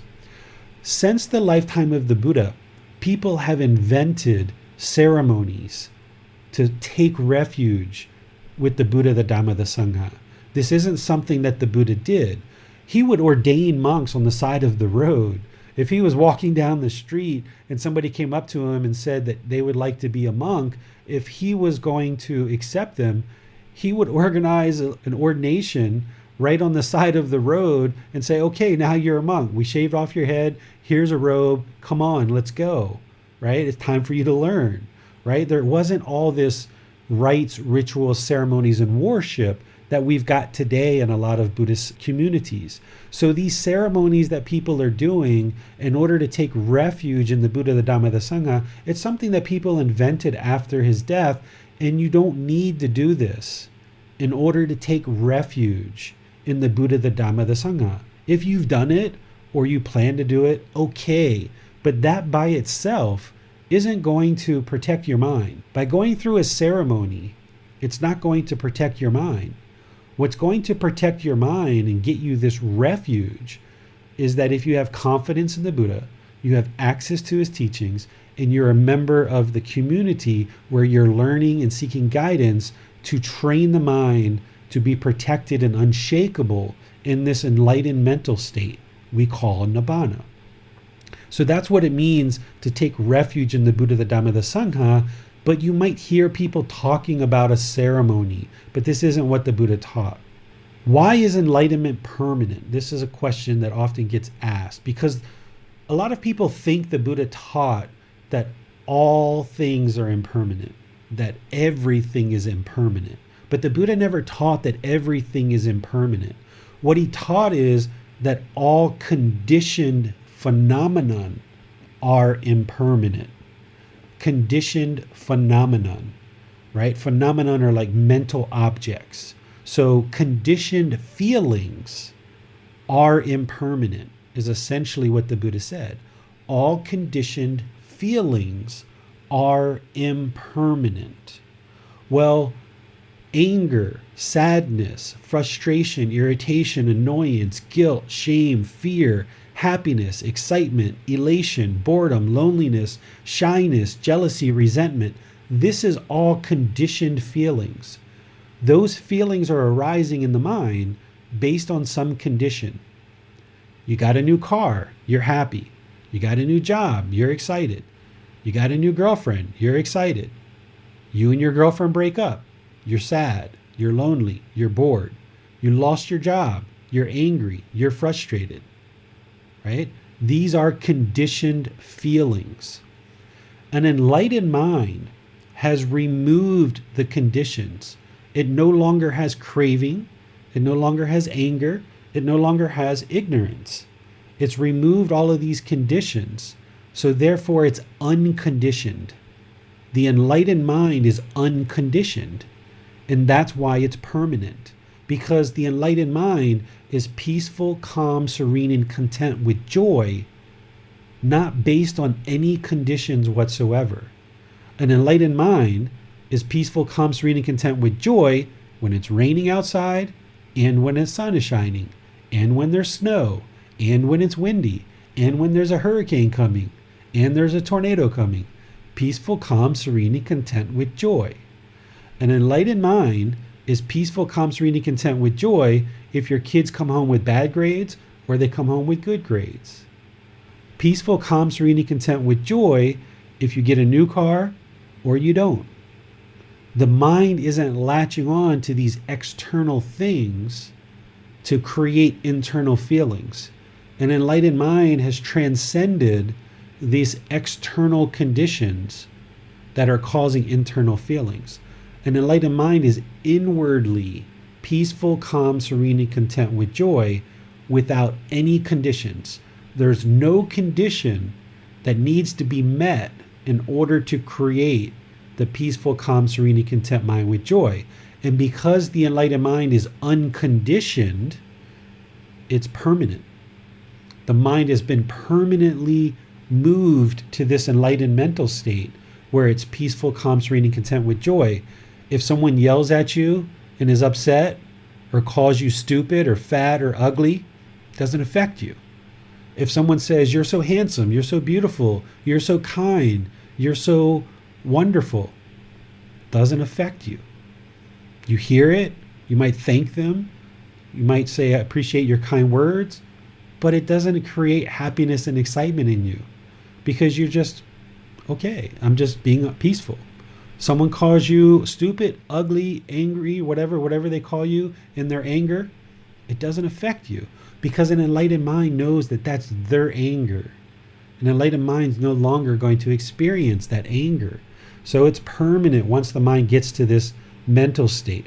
And there's been modern science that actually shows this same fact, because as you're training the mind, the brain is not the mind, but there's changes to the brain that are happening as you're training the mind in these teachings. And this is called neuroplasticity. If you look online, this is a whole field of research where scientists are starting to research meditators and people that are, close to enlightenment. And what they're observing is that the physical structures of the brain are changing as a result of the training and meditation of Buddhist teachings. And once these physical structures change in this positive way, they never revert and go back to the way they were before. So not only does the Buddhist teachings share this about the mind, but now we've got scientists that are starting to show the same thing on the physical level with the brain. The brain and mind are two separate things, but they're essentially coming to the same conclusion that the Buddha came to 2,500 years ago. This next question, how do I become a Buddhist? Again, we've got to get rid of that whole Buddhist category, that whole label of Buddhist, right? People oftentimes are wanting to become something, right? They're either moving from atheist to I would like to practice Buddhist, or moving from Christianity to I'd like to be Buddhist, or I'd like to be Christian and Buddhist, right? This is just a label of trying to adopt some kind of label to become something. The real question here shouldn't be, how do I become a Buddhist? The real question should be, how do I attain enlightenment? That's the real question that somebody should be asking. Because whether you call yourself or label this physical body as Buddhist or not, doesn't matter. What really matters is that you attain enlightenment, because that's the purpose, right? So how you attain enlightenment is you need to seek guidance with a teacher through learning, reflecting, and practicing the teachings. Independently verify the teachings for yourself so that you can acquire wisdom. When you don't believe the teachings and you independently confirm the teachings and see that they're true, now the mind has wisdom about these natural laws of existence that you didn't have before. When you were going around off the path in the unenlightened state, you didn't understand the natural laws of existence, and you were just kind of haphazardly tromping through life, and you were experiencing all kinds of different miseries. Well, what becoming Buddhist or walking this path to enlightenment is all about is seeking guidance to learn the teachings, reflect on them, and practice the teachings so that you can see more and more that you're acquiring this wisdom, and now the mind starts functioning through this wisdom where now you don't experience discontentedness, or you limit it and completely eventually get rid of it. But you need guidance from a teacher. Only a Buddha would be able to do this without a teacher. The last Buddha that the world is currently aware of existed over 2,500 years ago. And everybody who's ever attained enlightenment since then will have needed a teacher, because you need guidance. How did you learn the ABCs? With a teacher. How did you learn how to read and write? With a teacher. How did you learn how to walk and run? With a teacher, right? How did you learn how to do pretty much everything in your life? With a teacher. So this enlightened mental state, you need a teacher in order to learn and practice, but don't believe your teacher. Learn, reflect, and practice so that you gain wisdom, and now the mind starts functioning differently in the world because it now understands these natural laws of existence.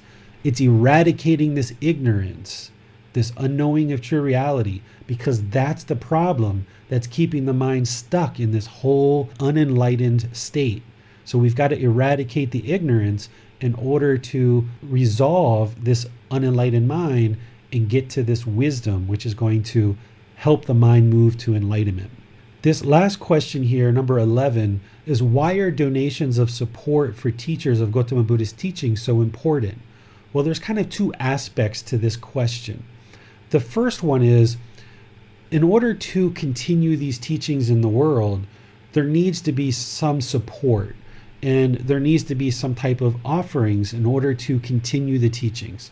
Since the lifetime of the Buddha, there's been support from 2,500 years ago all the way till today of food, water, clothing, shelter, medical care, and financial support to various ordained practitioners as well as teachers like me. And that's the only way that these teachings have continued in the world, all the way to the point where the teachings are reaching you now today. Without this generosity of people making offerings of time, effort, energy, and resources, we wouldn't have these teachings in the world today. And without that support in the world, the teachings would have fizzled out a long time ago. But because the teachings are helping people and they're seeing the benefit in them, this is why for over 2,500 years, people have been donating land and food and supplies and support and time and effort to help everyone in the community to learn and practice the teachings.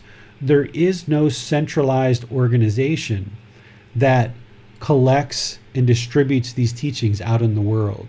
So there's nobody who's drawing in money, providing it to some centralized organization to organize all of the teachings and share them out into the world.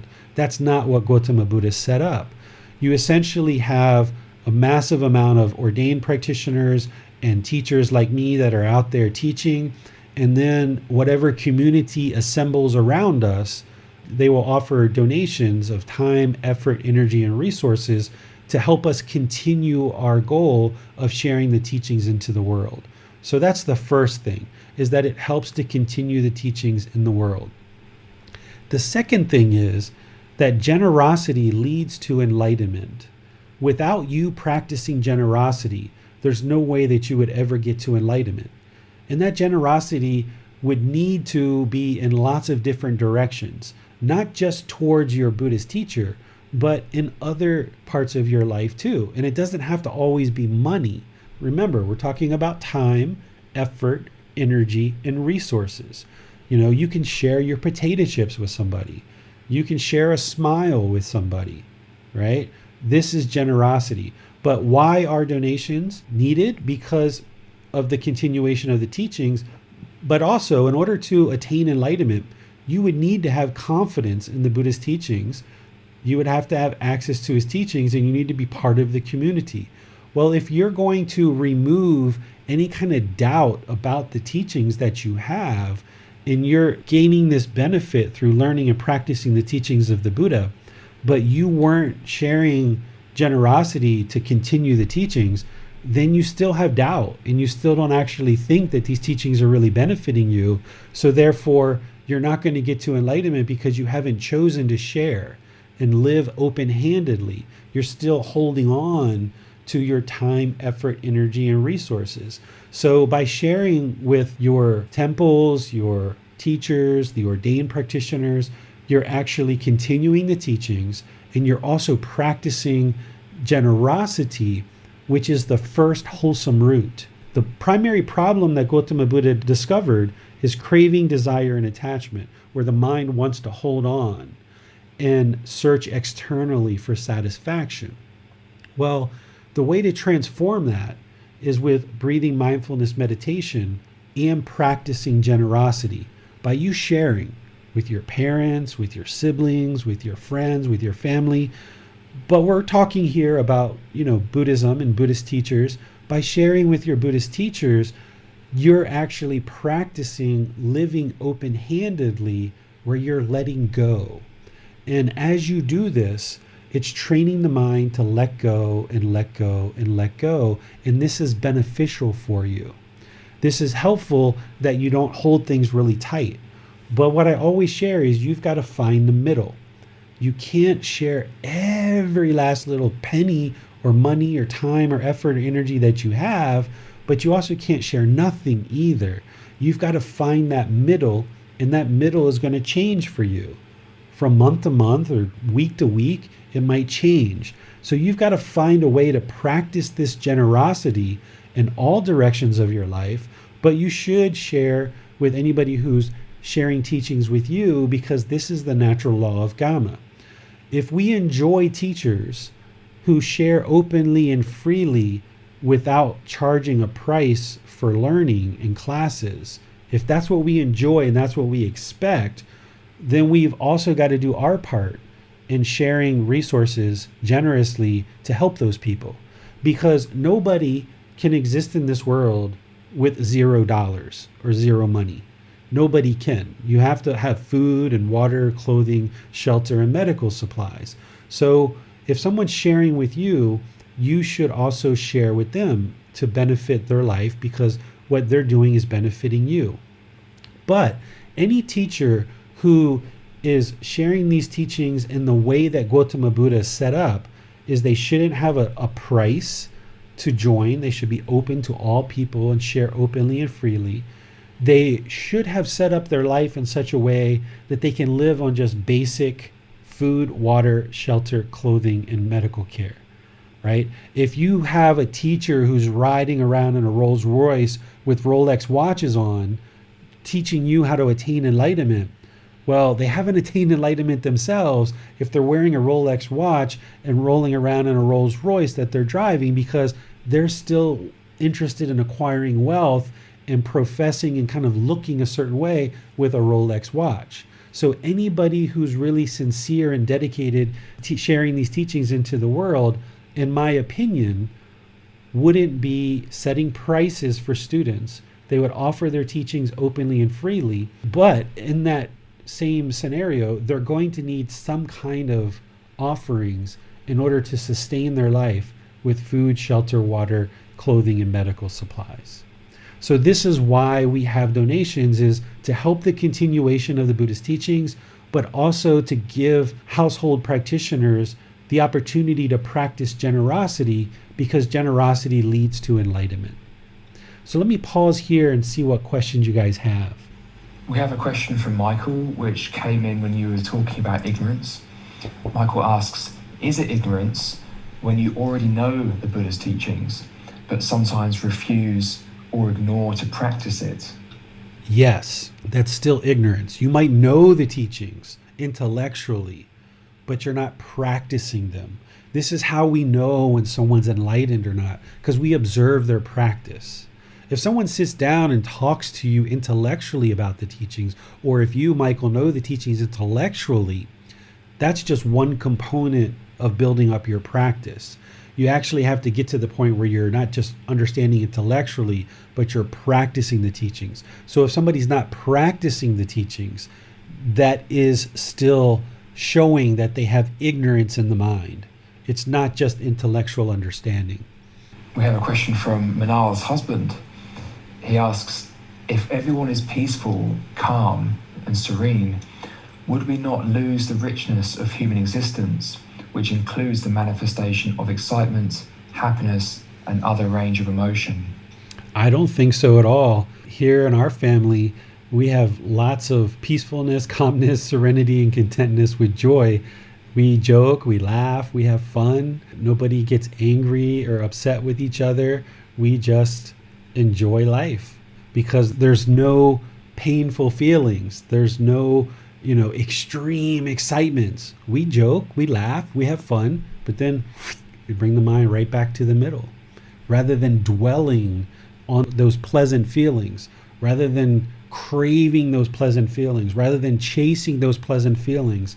And when those pleasant feelings aren't there, then the mind swings to the painful feelings. Rather than having that swinging back and forth, that constant up and down, our household here is just very chilled, right? My son today, he actually lied. I called him in a really big lie.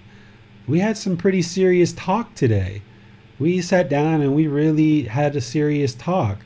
But afterwards, we went outside, we played, we had fun. He rode bike, he helped his mom in the garden. But there was some important things that we needed to discuss today. And we framed that whole discussion around the Buddhist teachings and what was important for his life. And he understood that, he accepted responsibility for it. And then we moved on and we had fun for the rest of our day and we left that behind us.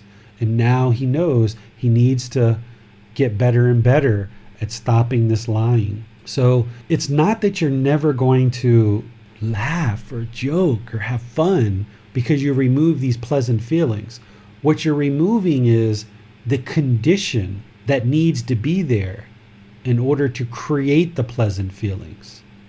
You're no longer going to have a mind that's only experiencing happiness, excitement, and elation when there's some condition met, right? Even in the situation where I needed to talk to my son about his lying, it was actually still joyful for me. I wasn't smiling and laughing because I needed to show him that it was serious. But inside, it was joyful because here was a situation where he really needed to understand the teachings, and it was important that he got it. And seeing his eyes open up and seeing him understand and seeing him accept responsibility, it was joyful. But I didn't dwell in that, right? So you're just removing all these conditions where the mind requires certain conditions to be met in order for there to be joy. The mind's just going to always be joyful. So you're still going to have a good time. You're going to have a lot better time because when you have that impermanent happiness, eventually the mind's going to swing back to the other side. But when you have permanent joy, it's always going to be joyful. It's never going to leave. It's like the light is always on. We have a question from Will. My question is, isn't happiness another form of joy? Wouldn't joy become a discontent feeling? I describe joy differently than the way it's defined in the dictionary. Because if you look in the dictionary, joy means like happiness. I think that's the way it describes it. So happiness, excitement, elation are pleasant feelings that are based on some condition. The way that I'm defining joy is as a mental state that's not based on any condition. That's the difference. Thank you very much, David. We have no more questions. Okay. Now, let's move to what I was thinking that you guys would probably be interested to spend some time on, which is how to determine if you attained enlightenment, okay? This is something that may become more and more interesting to you as you go, or you may even be interested in it now, okay?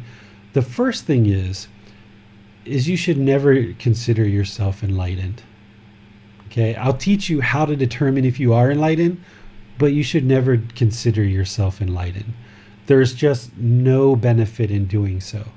If you consider yourself enlightened, the mind has a tendency to become sluggish, to become lazy, and to lack any kind of motivation because you think, aha, I'm enlightened. Look at me. Look how great I am.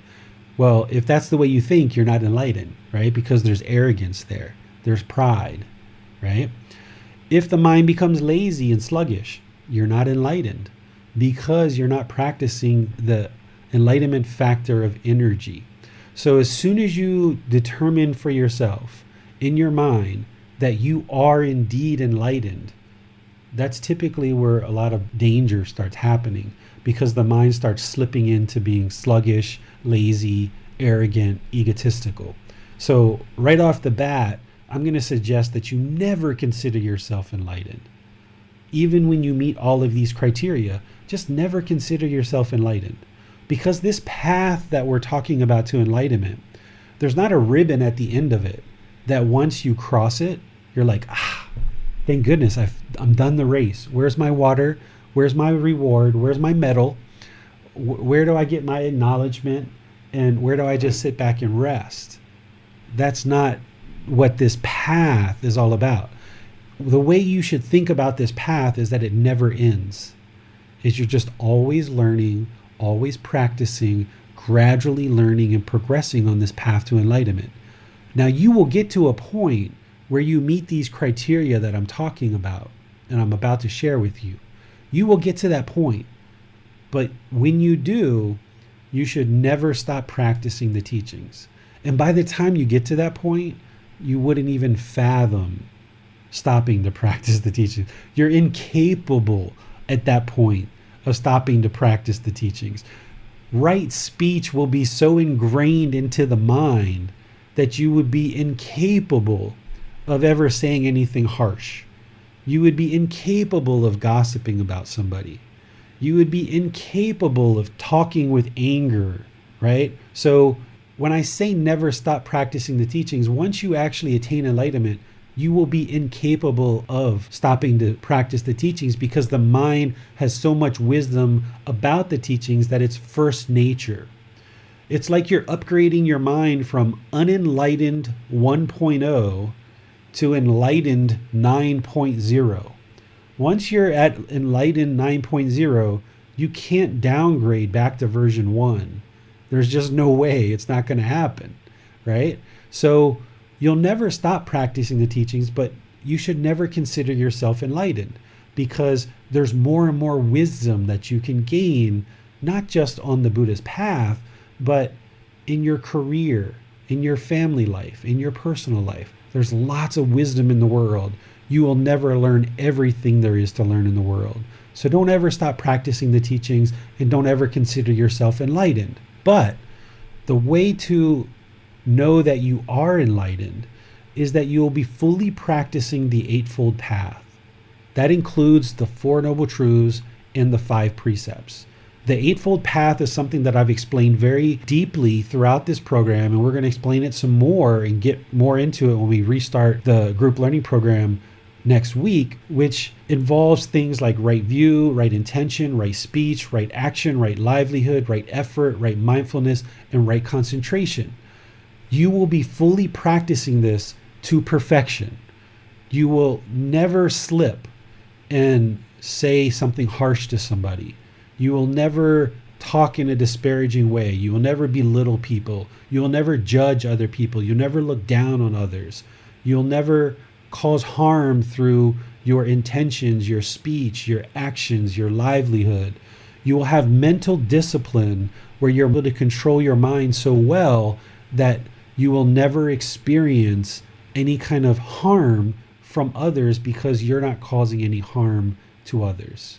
Okay? So as you learn more and more from this book and you know what the Eightfold Path is, you'll be practicing this to perfection, which includes the Four Noble Truths and the 5 precepts. And you will be practicing it for a long period of time. It's not just like, okay, I mastered it today, so now I'm enlightened. And then tomorrow, I slipped, I'm not enlightened, right? You're going to need to be practicing it for many months and years where it becomes so part of who you are. It's soaked into the mind so deeply that you've fully upgraded to this enlightened mind 9.0, right? Number 3 is when you fully attain enlightenment as an arahant, you will have eliminated all the 10 fetters. There's 10 fetters, which we're going to talk about in about a month, where once you've attained enlightenment, you will have eliminated all of those 10 fetters. And I'm going to go through each of the 10 fetters, explain to you exactly what they are and how to eliminate them. And once they're fully eliminated for an extended period of time, then you will know that you're enlightened. Number 4, you've cultivated in the mind and completely practicing the Brahma Viharas. This is chapter 13 in the book. The Brahmaviharas are loving kindness, compassion, sympathetic joy, and equanimity. These are mental states that need to be practiced. And the more you practice them, again, it will just become first nature. You will no longer revert back to being hatred and anger and ill will, because you're always practicing loving kindness. You're always practicing compassion. Sympathetic joy is about having joy for others' success. It's essentially the opposite of jealousy, right? So you'll no longer experience jealousy. You'll have joy for others' success. Equanimity is all about evenness of temper, evenness of mind, especially in difficult situations, and that you will always view everyone as equal. So if your mind gets stressed or you feel pressure in difficult situations, you're not yet cultivated equanimity, and the mind is not yet calm and peaceful in difficult situations. So someone who's practicing the Brahmaviharas will be practicing all four all the time, and they will never waver on those four mental states. The fifth one is that you'll be practicing the 7 factors of enlightenment. This is something else that I'll talk about in about a month, where we'll go through each of the 7 factors and ensure you understand what they are very clearly so that you can be practicing those. But you will have been practicing those, and this really helps to fine-tune the mind and bring it into clear focus. And then lastly, you will know for yourself that you've attained enlightenment because you will have eliminated 100% of all discontentedness from the mind. You'll no longer feel stress, anxiety, sadness, anger, frustration, irritation, loneliness, guilt, fear, boredom, shyness, jealousy, resentment. All of this is removed from the mind. The mind is peaceful, calm, serene, and content with joy. You won't have that happiness, excitement, and elation based on conditions, but the mind will just be permanently joyful. Your life will be peaceful, calm, serene, and content with joy, because you will no longer experience any discontentedness whatsoever. And that's how you will know that you've attained enlightenment. And what will happen is, as you get closer and closer, you will get glimpses of enlightenment, where for a few days, or maybe a few hours, or maybe a few weeks, your mind will be completely peaceful. But then, you got angry at something, or you got frustrated, you got discontent, but you know what that is, because by this time you're in like the 2nd or 3rd stage of enlightenment. And now you apply your practice, you train the mind some more, and now you get a month or 2 where it's peaceful, completely peaceful. You're experiencing this joy coming through, lots of contentment. And then you get frustrated about something. And then you'll get 3 months or 4 months or 6 months. And then you'll talk harshly to somebody. And you're like, why did I do that? That was silly of me. Let me apologize, right? And then you'll get longer and longer periods of time. And eventually you'll get to a point where you have years of the mind being peaceful, calm, serene, and content with joy. There's no discontentedness whatsoever. There's no arising of craving. There's no arising of anger. There's no arising of ignorance. There's no discontentedness. You're holding the practice of the Eightfold Path, which includes the Four Noble Truths, the 5 precepts. All those fetters are eliminated. You're practicing the Brahmaviharas, and you've got the 7 factors of enlightenment well rooted and being practiced all the time, right? And this just takes time for you to build up to that, because you need to understand what all these things are, and you need to get the mind under training. So this is why the Buddha talked about it as gradual training. There's not just you're enlightened or you're not. It's not a light switch. So you're going to get these glimpses. Even though it's not a light switch, it's like a light flickering. And the light's going to be on for a couple of weeks or maybe a couple of hours, and then it's going to go out. And then it's going to come on for a couple of days or a couple of weeks, and then it's going to go out. And then it's going to come on. So you're going to get all these glimpses of what enlightenment looks like, and then you just work on expanding that amount of time more and more and more until it becomes all encompassing, where it's permanent. And that's where it's helpful, once again, to spend time around your teacher, because we're going to do things to make sure that you're enlightened. We're going to do things to kind of test your mind a bit, right? And I'm not going to share what those things are, but we're going to do things just to kind of ensure that you are enlightened, because we don't want to guess that you are enlightened when you really aren't, because there's going to be rebirth.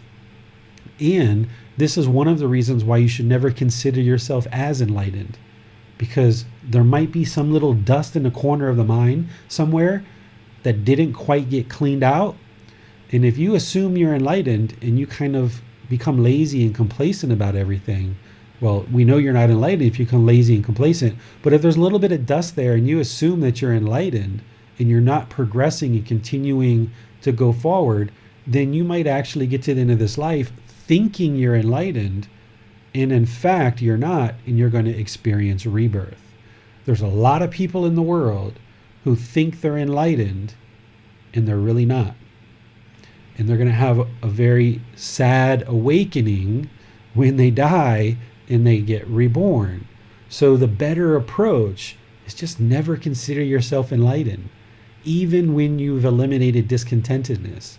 Just never consider yourself enlightened, and always be progressing to learn and practice and improve your life practice more and more and more and more. Because if you never assume that you're actually enlightened, once you eliminate discontentedness, the mind continues to ascend, right? Once you eliminate discontentedness and there's been cessation of discontentedness, by not assuming that you're enlightened, by you continuing to train the mind and continuing to gain wisdom, your mind will continue to ascend to higher and higher levels of consciousness. We call these 4 stages of enlightenment stream enterer, once returner, non-returner, and arahant, as if arahant is a destination. It's not a destination. Sure, you will arrive and people may consider you an arahant, but if you never consider yourself an arahant and you just keep going, you just keep ascending and ascending and ascending and gaining more and more wisdom. So there's no benefit in you ever really considering yourself enlightened, but it's kind of helpful to know that, yeah, once you've eliminated discontentedness in the mind, you're enlightened at that point. But there's no reward, there's no ceremony, there's no getting up on a stage and declaring that you're enlightened. It's just like, okay, well, keep washing the dishes, keep cleaning your underwear, keep going to work, so what? You've gotten rid of discontentedness, major accomplishment. But if you're really prideful and excited that you got to enlightenment, you're not enlightened. Because an enlightened being's not going to have pride, and they're not going to have conditioned excitement based on getting to enlightenment. So if somebody tells you, Max, you're enlightened. Really? I'm enlightened? No, you're not. You just got excited because I told you you're enlightened, and that was the condition that created the excitement. And now we know that you're not enlightened, right? So if somebody tells you you're enlightened and you get excited, then you know you're not enlightened. Or if you're prideful or arrogant that you feel you're enlightened, you're not enlightened yet. Or if you want to go around and tell people, hey, by the way, Max, I'm enlightened. Hey, Judith, guess what? I'm enlightened. There's still arrogance and ego there. You still have craving. You still have a longing and strong eagerness to tell people you're enlightened. So you're not yet enlightened, right? So there's all kinds of things like this that it's important that you come around a teacher and that you spend time with the Sangha.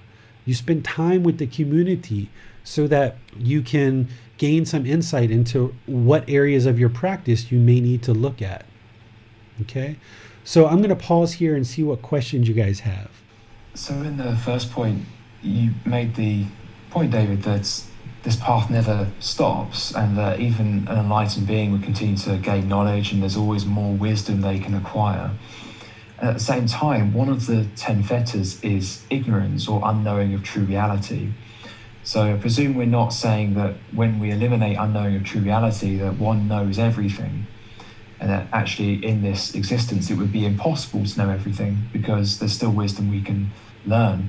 So how can we bring those two statements together, and what do we mean by ignorance when we talk about the 10 fetters? Yeah, when we're talking about ignorance, we're talking about unknowing of true reality, unknowing of these natural laws of existence, unknowing of the Buddhist teachings. There's still going to be certain things that you don't know, right? If you're a car salesman, you might not know how to clean a toilet, or you might not know how to bake a cake, right? There's still wisdom in the world that you don't know, that you're unknowing of. But when we talk about eradicating ignorance or unknowing of true reality, what we're talking about is eradicating the mind's unknowing of true reality of these teachings and of these natural laws of existence. And when you eradicate that, you will then actively train the mind to become more and more enlightened. And eradicating that unknowing of true reality is what we talk about when we talk about gaining wisdom. But then, beyond the Buddhist teachings, there's tons of wisdom out there.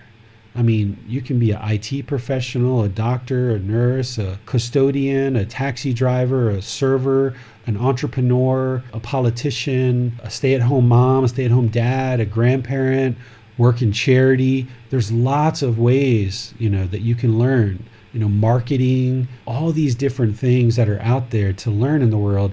But this ignorance is all about the unknowing of these natural laws of existence that lead to enlightenment.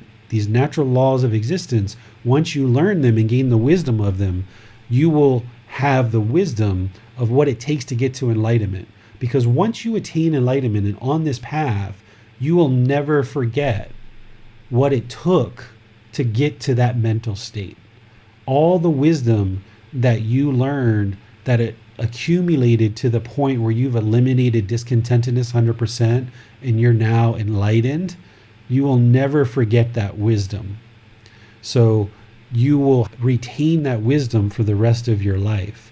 And then you might choose to learn other things, right? You might choose to be an inventor or open up a car auto detailing shop or a bakery or a pet grooming center, or who knows what you might do in your life and on your path.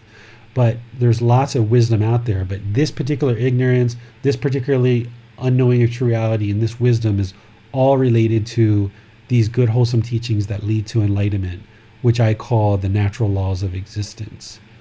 Thank you, David. I also have a question about the Brahma Viharas. You mentioned that in practicing sympathetic joy, we would never experience envy. And it got me wondering, can we see this point as the absence of those negatives? Is one who never experiences ill will and never experiences cruelty, never experiences envy, and never experiences a lack of equanimity, does that person sort of by default have the positive aspects of those, the 4 Brahma Viharas? Not necessarily. In order to practice the 4 Brahma Viharas, those discontent feelings won't exist, or those mental states of envy or jealousy or whatever won't exist. But in order to practice the Brahma Viharas, there's an active role of practicing loving kindness, compassion, sympathetic joy, and equanimity. But once you upgrade this mind to be practicing all these things, including the Brahma Viharas, it'll just become natural for you. I talked in other classes about how when you're moving from the unenlightened mind to the enlightened mind, it's almost like there's this brick wall that you're trying to break through. There's times where you're around certain people, your mind's discontent, you're frustrated, you're supposed to be practicing loving kindness and compassion, but it's just getting under your skin and you just don't like it and you're quietly frustrated. Well, you got to break through that brick wall and you've got to just buckle down and just smile and say, it's nice to see you.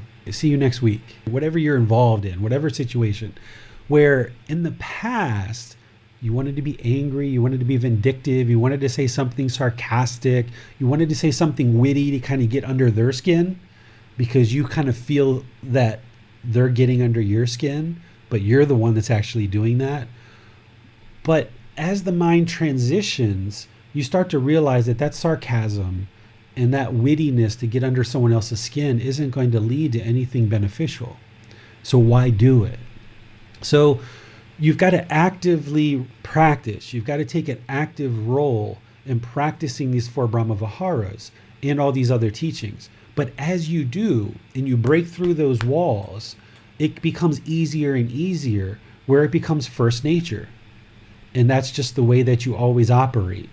You always operate. Like, I sat down before class and I had some cookies, and Judith was here early and I was eating them and I was like, oh, I wish I could offer Judith some cookies. It's just natural that whenever I'm eating something, I'm always offering something to somebody. But I couldn't offer any because she's on Zoom, right? But it was just natural feeling like, oh, I would like to offer you some cookies because I'm eating cookies. You should be eating cookies. And if she said, no, I don't want any, then that's fine, but I just always offer. Now, I didn't feel awkward. I didn't feel guilty that I couldn't offer her any cookies, but it was just kind of a natural habit. So as you learn and practice these teachings, it just becomes natural and instinctive that you're always functioning that way. And the mind can never revert back to being stingy ever again. It just will not ever happen. Got it. Okay, thank you. We have a question from Nim. Before enlightenment, do I have to pay back for everything that I did? I mean, some bad things. I don't think of it as paying things back, right? A lot of times in these type of teachings of Buddhism, Christianity, and Muslim teachings and others, we think about sin, we think about bad things, we think about being judged by other people or other entities, and we think about we've done all these bad things and I've got to pay this back and I've got to incur all these bad things, right? Don't think of it that way, because that's going to make you think about all of this as punishment and rewards. And maybe what you start doing is you just start following the teachings because you want some reward. And that's not going to promote the kind of mind that you need in order to attain enlightenment. So you need to learn the guidance of the Buddhist teachings. You need to practice them so that you can experience the results. But those results are going to come through your good, wholesome decisions. But yes, if you've made unwholesome decisions in the past, you're going to have to clean that up. And let me give some examples from my life. Prior to me really diving into this practice, I did a lot of bad things. A lot of bad things. Okay? Particularly involved in the relationship with my wife. So when I started getting into these teachings and I started practicing these teachings closely, while I was cleaning up my practice very quickly and very readily, and I no longer did those things, didn't mean my wife was just like, oh, great, wonderful. David's talking nice, being kind, being polite, being friendly. Okay, all that's in the past. No, she was still angry. She still had resentment, right? She still had frustration. She may have even had some guilt, right? So even though I was cleaning up my practice, there were times where she would yell at me and yell and get very frustrated at me. But by that time, I knew, which I didn't know in the past, but I knew by that time that yelling back at her wasn't going to solve anything. It wasn't going to fix anything. So for a good 1.5 years, 2 years, she would have sporadic yelling and upset and being frustrated at me. And I would most often just be quiet and just let her go, because she had to extinguish that. She had to extinguish it. And I had to extinguish the unwholesome results of the things that I had done in the past. All of this karma, all of these unwholesome results, because of the cause or the actions that I did, I was getting the results. And I had to go through that. And I knew that yelling back at her or getting frustrated back wasn't going to solve anything. So in some cases, I just stood there and let her go. Other cases, I just walked away. Other cases, we were driving and she was in the car and I was driving, and I just smiled and I just kept looking ahead, and she just went for it, right? She was just yelling and screaming at me. I just drove and smiled, because by that point I knew that if I yelled back at her, it wasn't going to extinguish these unwholesome results, because the whole reason why she was yelling at me is because in the past I was yelling at her. I had conditioned her mind based on my habits, based on my practice, which wasn't a practice. It was just me being me, what I was taught and grown up to do. Is me yelling at her all the times in the past conditioned her mind that when she became frustrated, that means she yelled back at me. So this was my karma coming back to me, because I had yelled at her for different times throughout the various years. Now she was yelling back at me. But the solution wasn't to yell back at her. That was just going to keep the cycle continuing to go. So I knew at that point, the way to extinguish this is just to be quiet. Just let her go. And in some situations, after I let her go, then 30 minutes later, an hour later, I would go talk to her and spend time with her and talk to her. And we would discuss things. And gradually, she's gotten to the point now where I can't remember the last time. Oh, no, she yelled at me. No, she yelled at me last week, 2 weeks ago. She yelled at me. But I was just smiling the whole time. I never said anything back to her. And me and my son actually started laughing. But this is what you're going to have to deal with. Anything that you've done in the past, based on the relationships around you, you're going to have to deal with that. But through learning and practicing the teachings, you're going to have more wisdom of how to deal with it. So in those situations where my karma, my unwholesome results were coming back to me, by that time I had the wisdom of how to deal with it. And the wisdom was, don't yell back, either walk away or smile or just be quiet or whatever. I handled it a lot of different ways at each situation, but it's gradually extinguished. And even though she was yelling at me a week or two ago, it was very brief. It was very short. It was actually kind of comical. She was actually yelling at me because I'm always talking about Buddhist teachings. Not always, but I'm, kind of doing things here and there and discussing Buddhist teachings. She's like, "You're always talking about Buddhism. You're always talking about Buddhism. Why do you always have to be talking about Buddhism?" And me and my son were just laughing and smiling. And then by the time she was done with it, it was over. It was like 10 minutes long. And then, boom, she was back to being her normal self again. But that was the first time she had yelled at me in a long time. But this was her. I didn't cause that.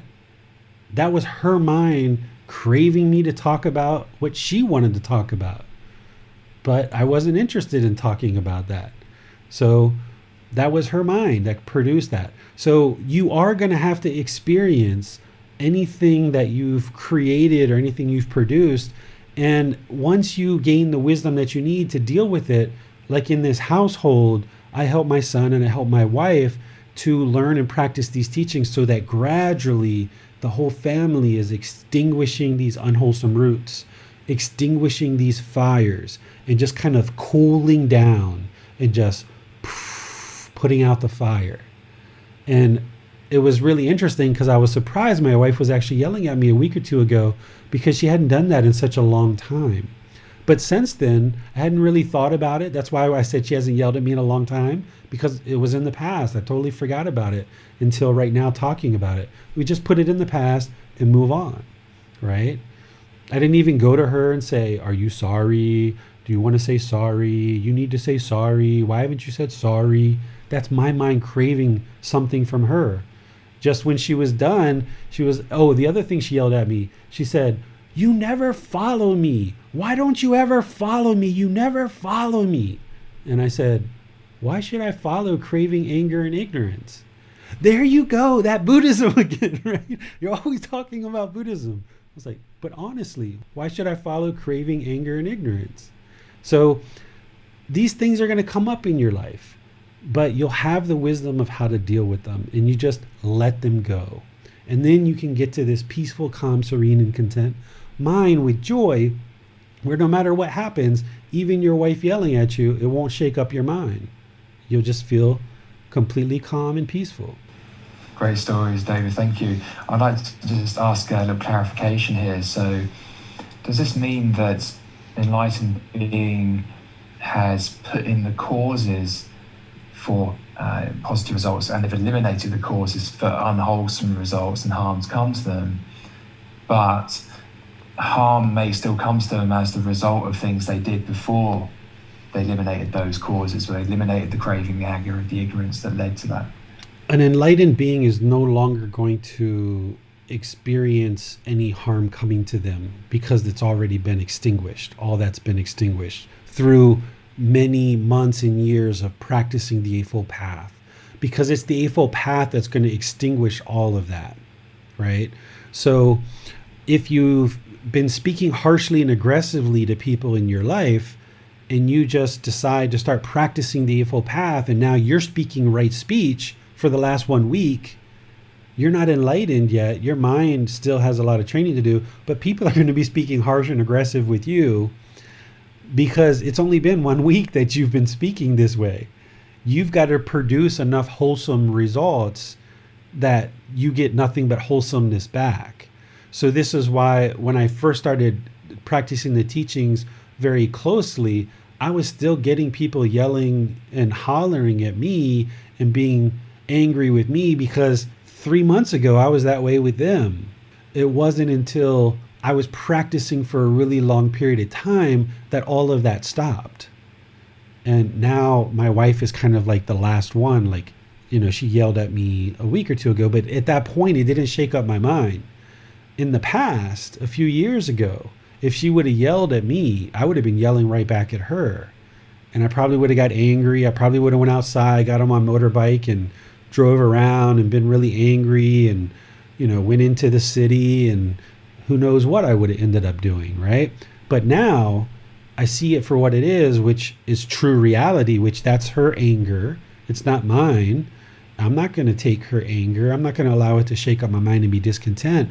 But you've got to still experience those things coming back to you. But eventually, through practicing the Eightfold Path for longer and longer and longer periods of time, you will extinguish and clean up all of that unwholesomeness that you did in the past, and you will get to the point where nothing unwholesome is coming back to you. Can I clarify that by way of an example? So, say someone was just walking down the street one day and they were robbed or they were attacked. Would that necessarily mean that that person was not enlightened? I mean, likelihood is they're not, but if they weren't experiencing discontentedness in any other aspect of their life, but that occurrence still happened to them, what would that say about the state of their mind? I would say that enlightenment is all based on the state of their mind, not based on specifically what's happening to them. Like, for example, like my wife yelling at me, right? This is like her yelling at me, but I didn't do anything to cause that. She's causing it herself. So even like when I'm online now, like people that I've never met before, they will talk bad to me, but I didn't cause that. I didn't create that. And just because they're talking bad to me doesn't mean that I'm not enlightened. I'm not saying I am enlightened or I'm not enlightened, but just because they're talking bad to me doesn't mean that I'm not enlightened, or if something bad happens. But like something like a robbery, for example, Max, is an enlightened being has a lot of decisions they're going to make to ensure that they're not in that situation, right? So it would be very unlikely for an enlightened being to be robbed, for people to steal from an enlightened being. I don't see that happening at all, because there's lots and lots of decisions that an enlightened being is going to make, and they're not going to be in a situation where they could be robbed. Highly likely they wouldn't have that much of value on them that a robber might want anyway, but Right. it's possible. Right, an enlightened being is going to use wisdom, but let's just say somebody's mind is perfectly content, perfectly peaceful, joyful. They're not experiencing any discontentedness. They're practicing all these teachings, and let's just say they do get robbed. They're going to have wisdom in that situation of how to deal with it, and their mind's not going to be discontent because of the robbery. Once the robbery is done and over with, it's done and over with, and it's on to the next thing. They might report it to the police, they might take action or what have you, but they're not going to be sad, they're not going to be angry, they're not going to be frustrated, they're not going to be trying to figure out how to get back at that person, right? They just know, like, okay, that's in the past, and let me just do whatever I need to do to take action on this now. But I don't think an enlightened being is going to ever get robbed. I really don't. Okay. Yeah, thank you, David. We do have a couple more questions, so I'd like to get your take on how to proceed with those. It's coming up to around past, so okay. Take one or two more. Yeah, go ahead. It looks like people are still hanging out. Yeah, okay. So Michael asks, can you explain more about true reality? True reality is being able to see the natural laws of existence and being able to see them very clearly, in that you operate through those natural laws of existence. Seeing true reality is also seeing things with direct knowledge and not allowing your perceptions or your assumptions to stand in the way of your decision-making process, right? Looking for the truth in everything that you do and not just assuming things or making decisions based on perceptions. But when I say a knowing of true reality or knowing of true reality, what I'm referring to widely is the understanding and knowing and practicing of the natural laws of existence. But someone who's doing that isn't going to make decisions based on assumption or based on perceptions. They're going to see the truth for themselves. They're going to always be looking for the truth, and they're not going to make any decisions based on innuendo, hearsay, gossip, things like that. They're always going to be looking for the truth and make decisions solely on the truth. Okay, well, speaking of gossip, we have a question from IA. They ask, Sir, can you please clarify how we would navigate situations in which other peers attempt to gossip with us? Thank you. Each situation is different, and you've got to look at each situation. If I'm among people that I don't really know very well and they're gossiping, I'm just not going to participate, right? I may sit there, I may not participate, I may try to change the subject, I may get up and go to the bathroom and go somewhere else. You know, who knows what? There's lots of different ways to handle that, but I'm surely, for myself, not going to gossip, because this practice isn't about trying to control other people and stopping them from gossiping. This practice is about you in your practice. By you not gossiping, you're practicing the teachings. If others around you are gossiping and your mind becomes discontent because of it, that's because you're craving people to not gossip. You've got to get to be comfortable that there are going to be situations where other people are gossiping around you, but you're choosing not to gossip. So that's one way to handle it. If it's people that I don't know very well, I'm just either going to remain quiet, I'm either going to change the subject, or I might get up and leave. If it's people that I know really well, particularly like if it's students or something, and I'm in a teacher role, I'm going to probably, as a teacher, speak up and help them realize that what they're currently talking about is not wise for us to discuss. So it really depends on the situation. There's not just one permanent right answer, other than the right answer is you don't gossip. That's the right answer. All the other aspects of the decision is going to be based on lots of different variables. Thank you, David. We have no more questions. Oh, that was quick. That was easy. All right. Well, I will thank you guys for joining for today's class. This was very interesting to go through and kind of get to this point in our group learning program where we just finished up the last part of the content of this book. And on Wednesday is our breathing mindfulness meditation class. And that's kind of considered the last official class session for this iteration of the group learning program. But it's almost like, we just move right into continuing classes, where on next Sunday, I'm going to be talking about the 5 hindrances to enlightenment. Today, we talked a little bit about how do you know if you've attained enlightenment? Well, next Saturday, this is a topic that's not covered in the book, Developing a Life Practice, The Path That Leads to Nibbāna, that I wrote. We're going to be discussing the 5 hindrances of things that will hinder you and block you and stop you from attaining enlightenment. Because you need to eradicate those things. You need to be aware of them, and you need to transform them so that you're not being hindered on your path to enlightenment. So that's what we're going to talk about next Sunday. It's something that isn't really in the book. It's not something that I've put in our Facebook group. It's just something that I plan to talk about because I know it's important for you guys to learn. And then from there going forward, for the next 3 weeks, we're going to talk about the Eightfold Path. Typically, I would talk about that in just one session, but I'm breaking it down into 3 individual sessions so that we can spend one class session on right view and right intention. That's the wisdom of the Eightfold Path. And then the next session is on the moral conduct, right speech, right action, and right livelihood. And then the third part of that series is going to be the mental discipline, which is right effort, right mindfulness, and right concentration. That's going to be a 3-part series so that we can really penetrate into this Eightfold Path. So we're going to first talk next Sunday about the hindrances to enlightenment. Then we're going to talk about the path really, really detailed. Then on the 5th Sunday from now, we're going to be talking about the 10 fetters, what they are, and how to eliminate them, because this is how to attain enlightenment, is through eliminating those 10 fetters. We're going to talk about the 4 stages of enlightenment, and we're going to talk about the 7 factors of enlightenment. And then from there, the 6th Sunday from now, we're then going to start over at chapter 1 in this book, Developing a Life Practice, the Path that Leads to Nibbāna, which you can download or you can get a copy of it if you like. And we're going to start at chapter 1, and then it'll take us 6 months to go all the way back through again.